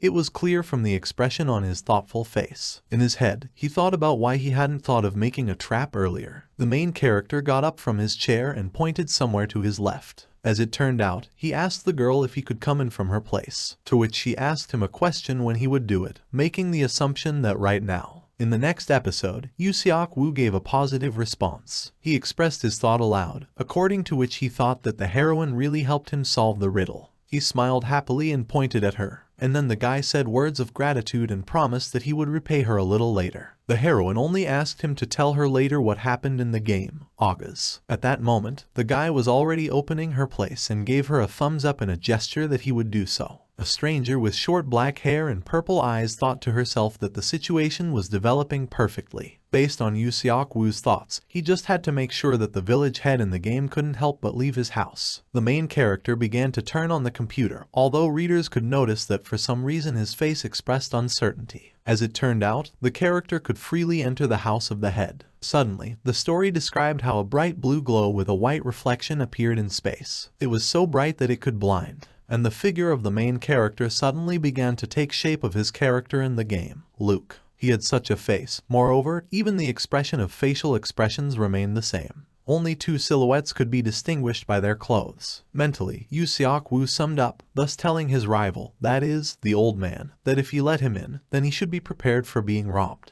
When suddenly the narrative of the picture came back a few hours ago. Readers saw a huge two-story house of the head of Hamilton, around which there were many trees in the form of triangles or thorns. He was in the starting village. Then the picture zoomed in, bringing a close-up on two guards in red robes with iron armor and spears as weapons. When suddenly someone's foot appeared in front of them. As it turned out, it was the main character. He was walking towards the two guards with a joyful expression on his face, one of whom exclaimed that Luke had come to them again. He, in turn, waved his hand in a gesture that it was him. As it turned out, the village head was already waiting for him. A tall iron gate was opened in front of Yu Seok-woo's face, which, in fact, he went into in the next episode. When the man opened the front door, he pulled a smile from ear to ear, at the same time saying that he was finally here, calling out to the head of Hamilton. The man just approached the main character, spreading both arms in different directions, as if he wanted to hug his guest. Grandpa smiled and exclaimed that Luke had finally deigned to appear in his house. The guy greeted him and pointedly scratched his head. In the next episode, he sat down on a wooden chair and clutched his head as if it hurt him. After a short period of time, readers became aware that the cunning character told the kind old man that he felt bad today, so he made a request to make him tea, because he simply could not forget about this wonderful drink. Grandpa just hung up on this remark. This could be understood by the light aura that formed around his head. Yu Seok-woo asked him to take his time, anointing him with his hand in this gesture, when suddenly his eyes lit up with a scarlet flame, because he said that his interlocutor could even linger. The theft was successful. The main character received the key to the shining chest. When tea was served to him, the guy uttered words of gratitude, to which the kind man simply nodded and smilingly took a chair. All he had to do was find the chest. Moreover, he had already inspected the first floor, but noticed nothing interesting. Yu Seok-woo took a sip and thought that he needed to go to the second one, for the simple and obvious reason that he wasn't looking only there. He said out loud that the taste warmed his heart, to which Grandpa Hamilton said words of gratitude. The time has come. The head of the village was grateful to him for the compliment, and now the level of their relationship with the character has grown. Except he didn't need it anymore. A question rang in his head, according to which Luce was waiting for someone. He glanced at the door that had been knocked on, and Grandpa at that moment asked the guy to wait a little. They wave to each other. The story tells readers that a man named Houghton appeared on the threshold of a huge house. The old man asked him why he had come. He was a huge and muscular character with a bald head. He was a blacksmith, as it turned out. The character turned to the head and let him know that they had problems with the ditch, so he needed to check it out together. However, the head of the village asked himself a question, according to which he was interested in what happened this time. As it turned out, everything was clogged with mud. The last word alerted grandfather. He looked at his guest, and then at his shoes, which, by the way, were in the mud. He was distracted by a blacksmith asking him a question, wondering if everything was in order. However, the man gave a negative answer and decided to go and see while the main character was waiting for him on the spot. When he disappeared, the smug expression of the facial expression came off the main character's face, because everything was going according to his plan, because he had killed so much time to block the ditch. But it was worth it. The chapter would have to walk in one direction for about 10 minutes, so Luke had to hurry. He climbed the stairs and thought about how exciting it was to start a treasure hunt.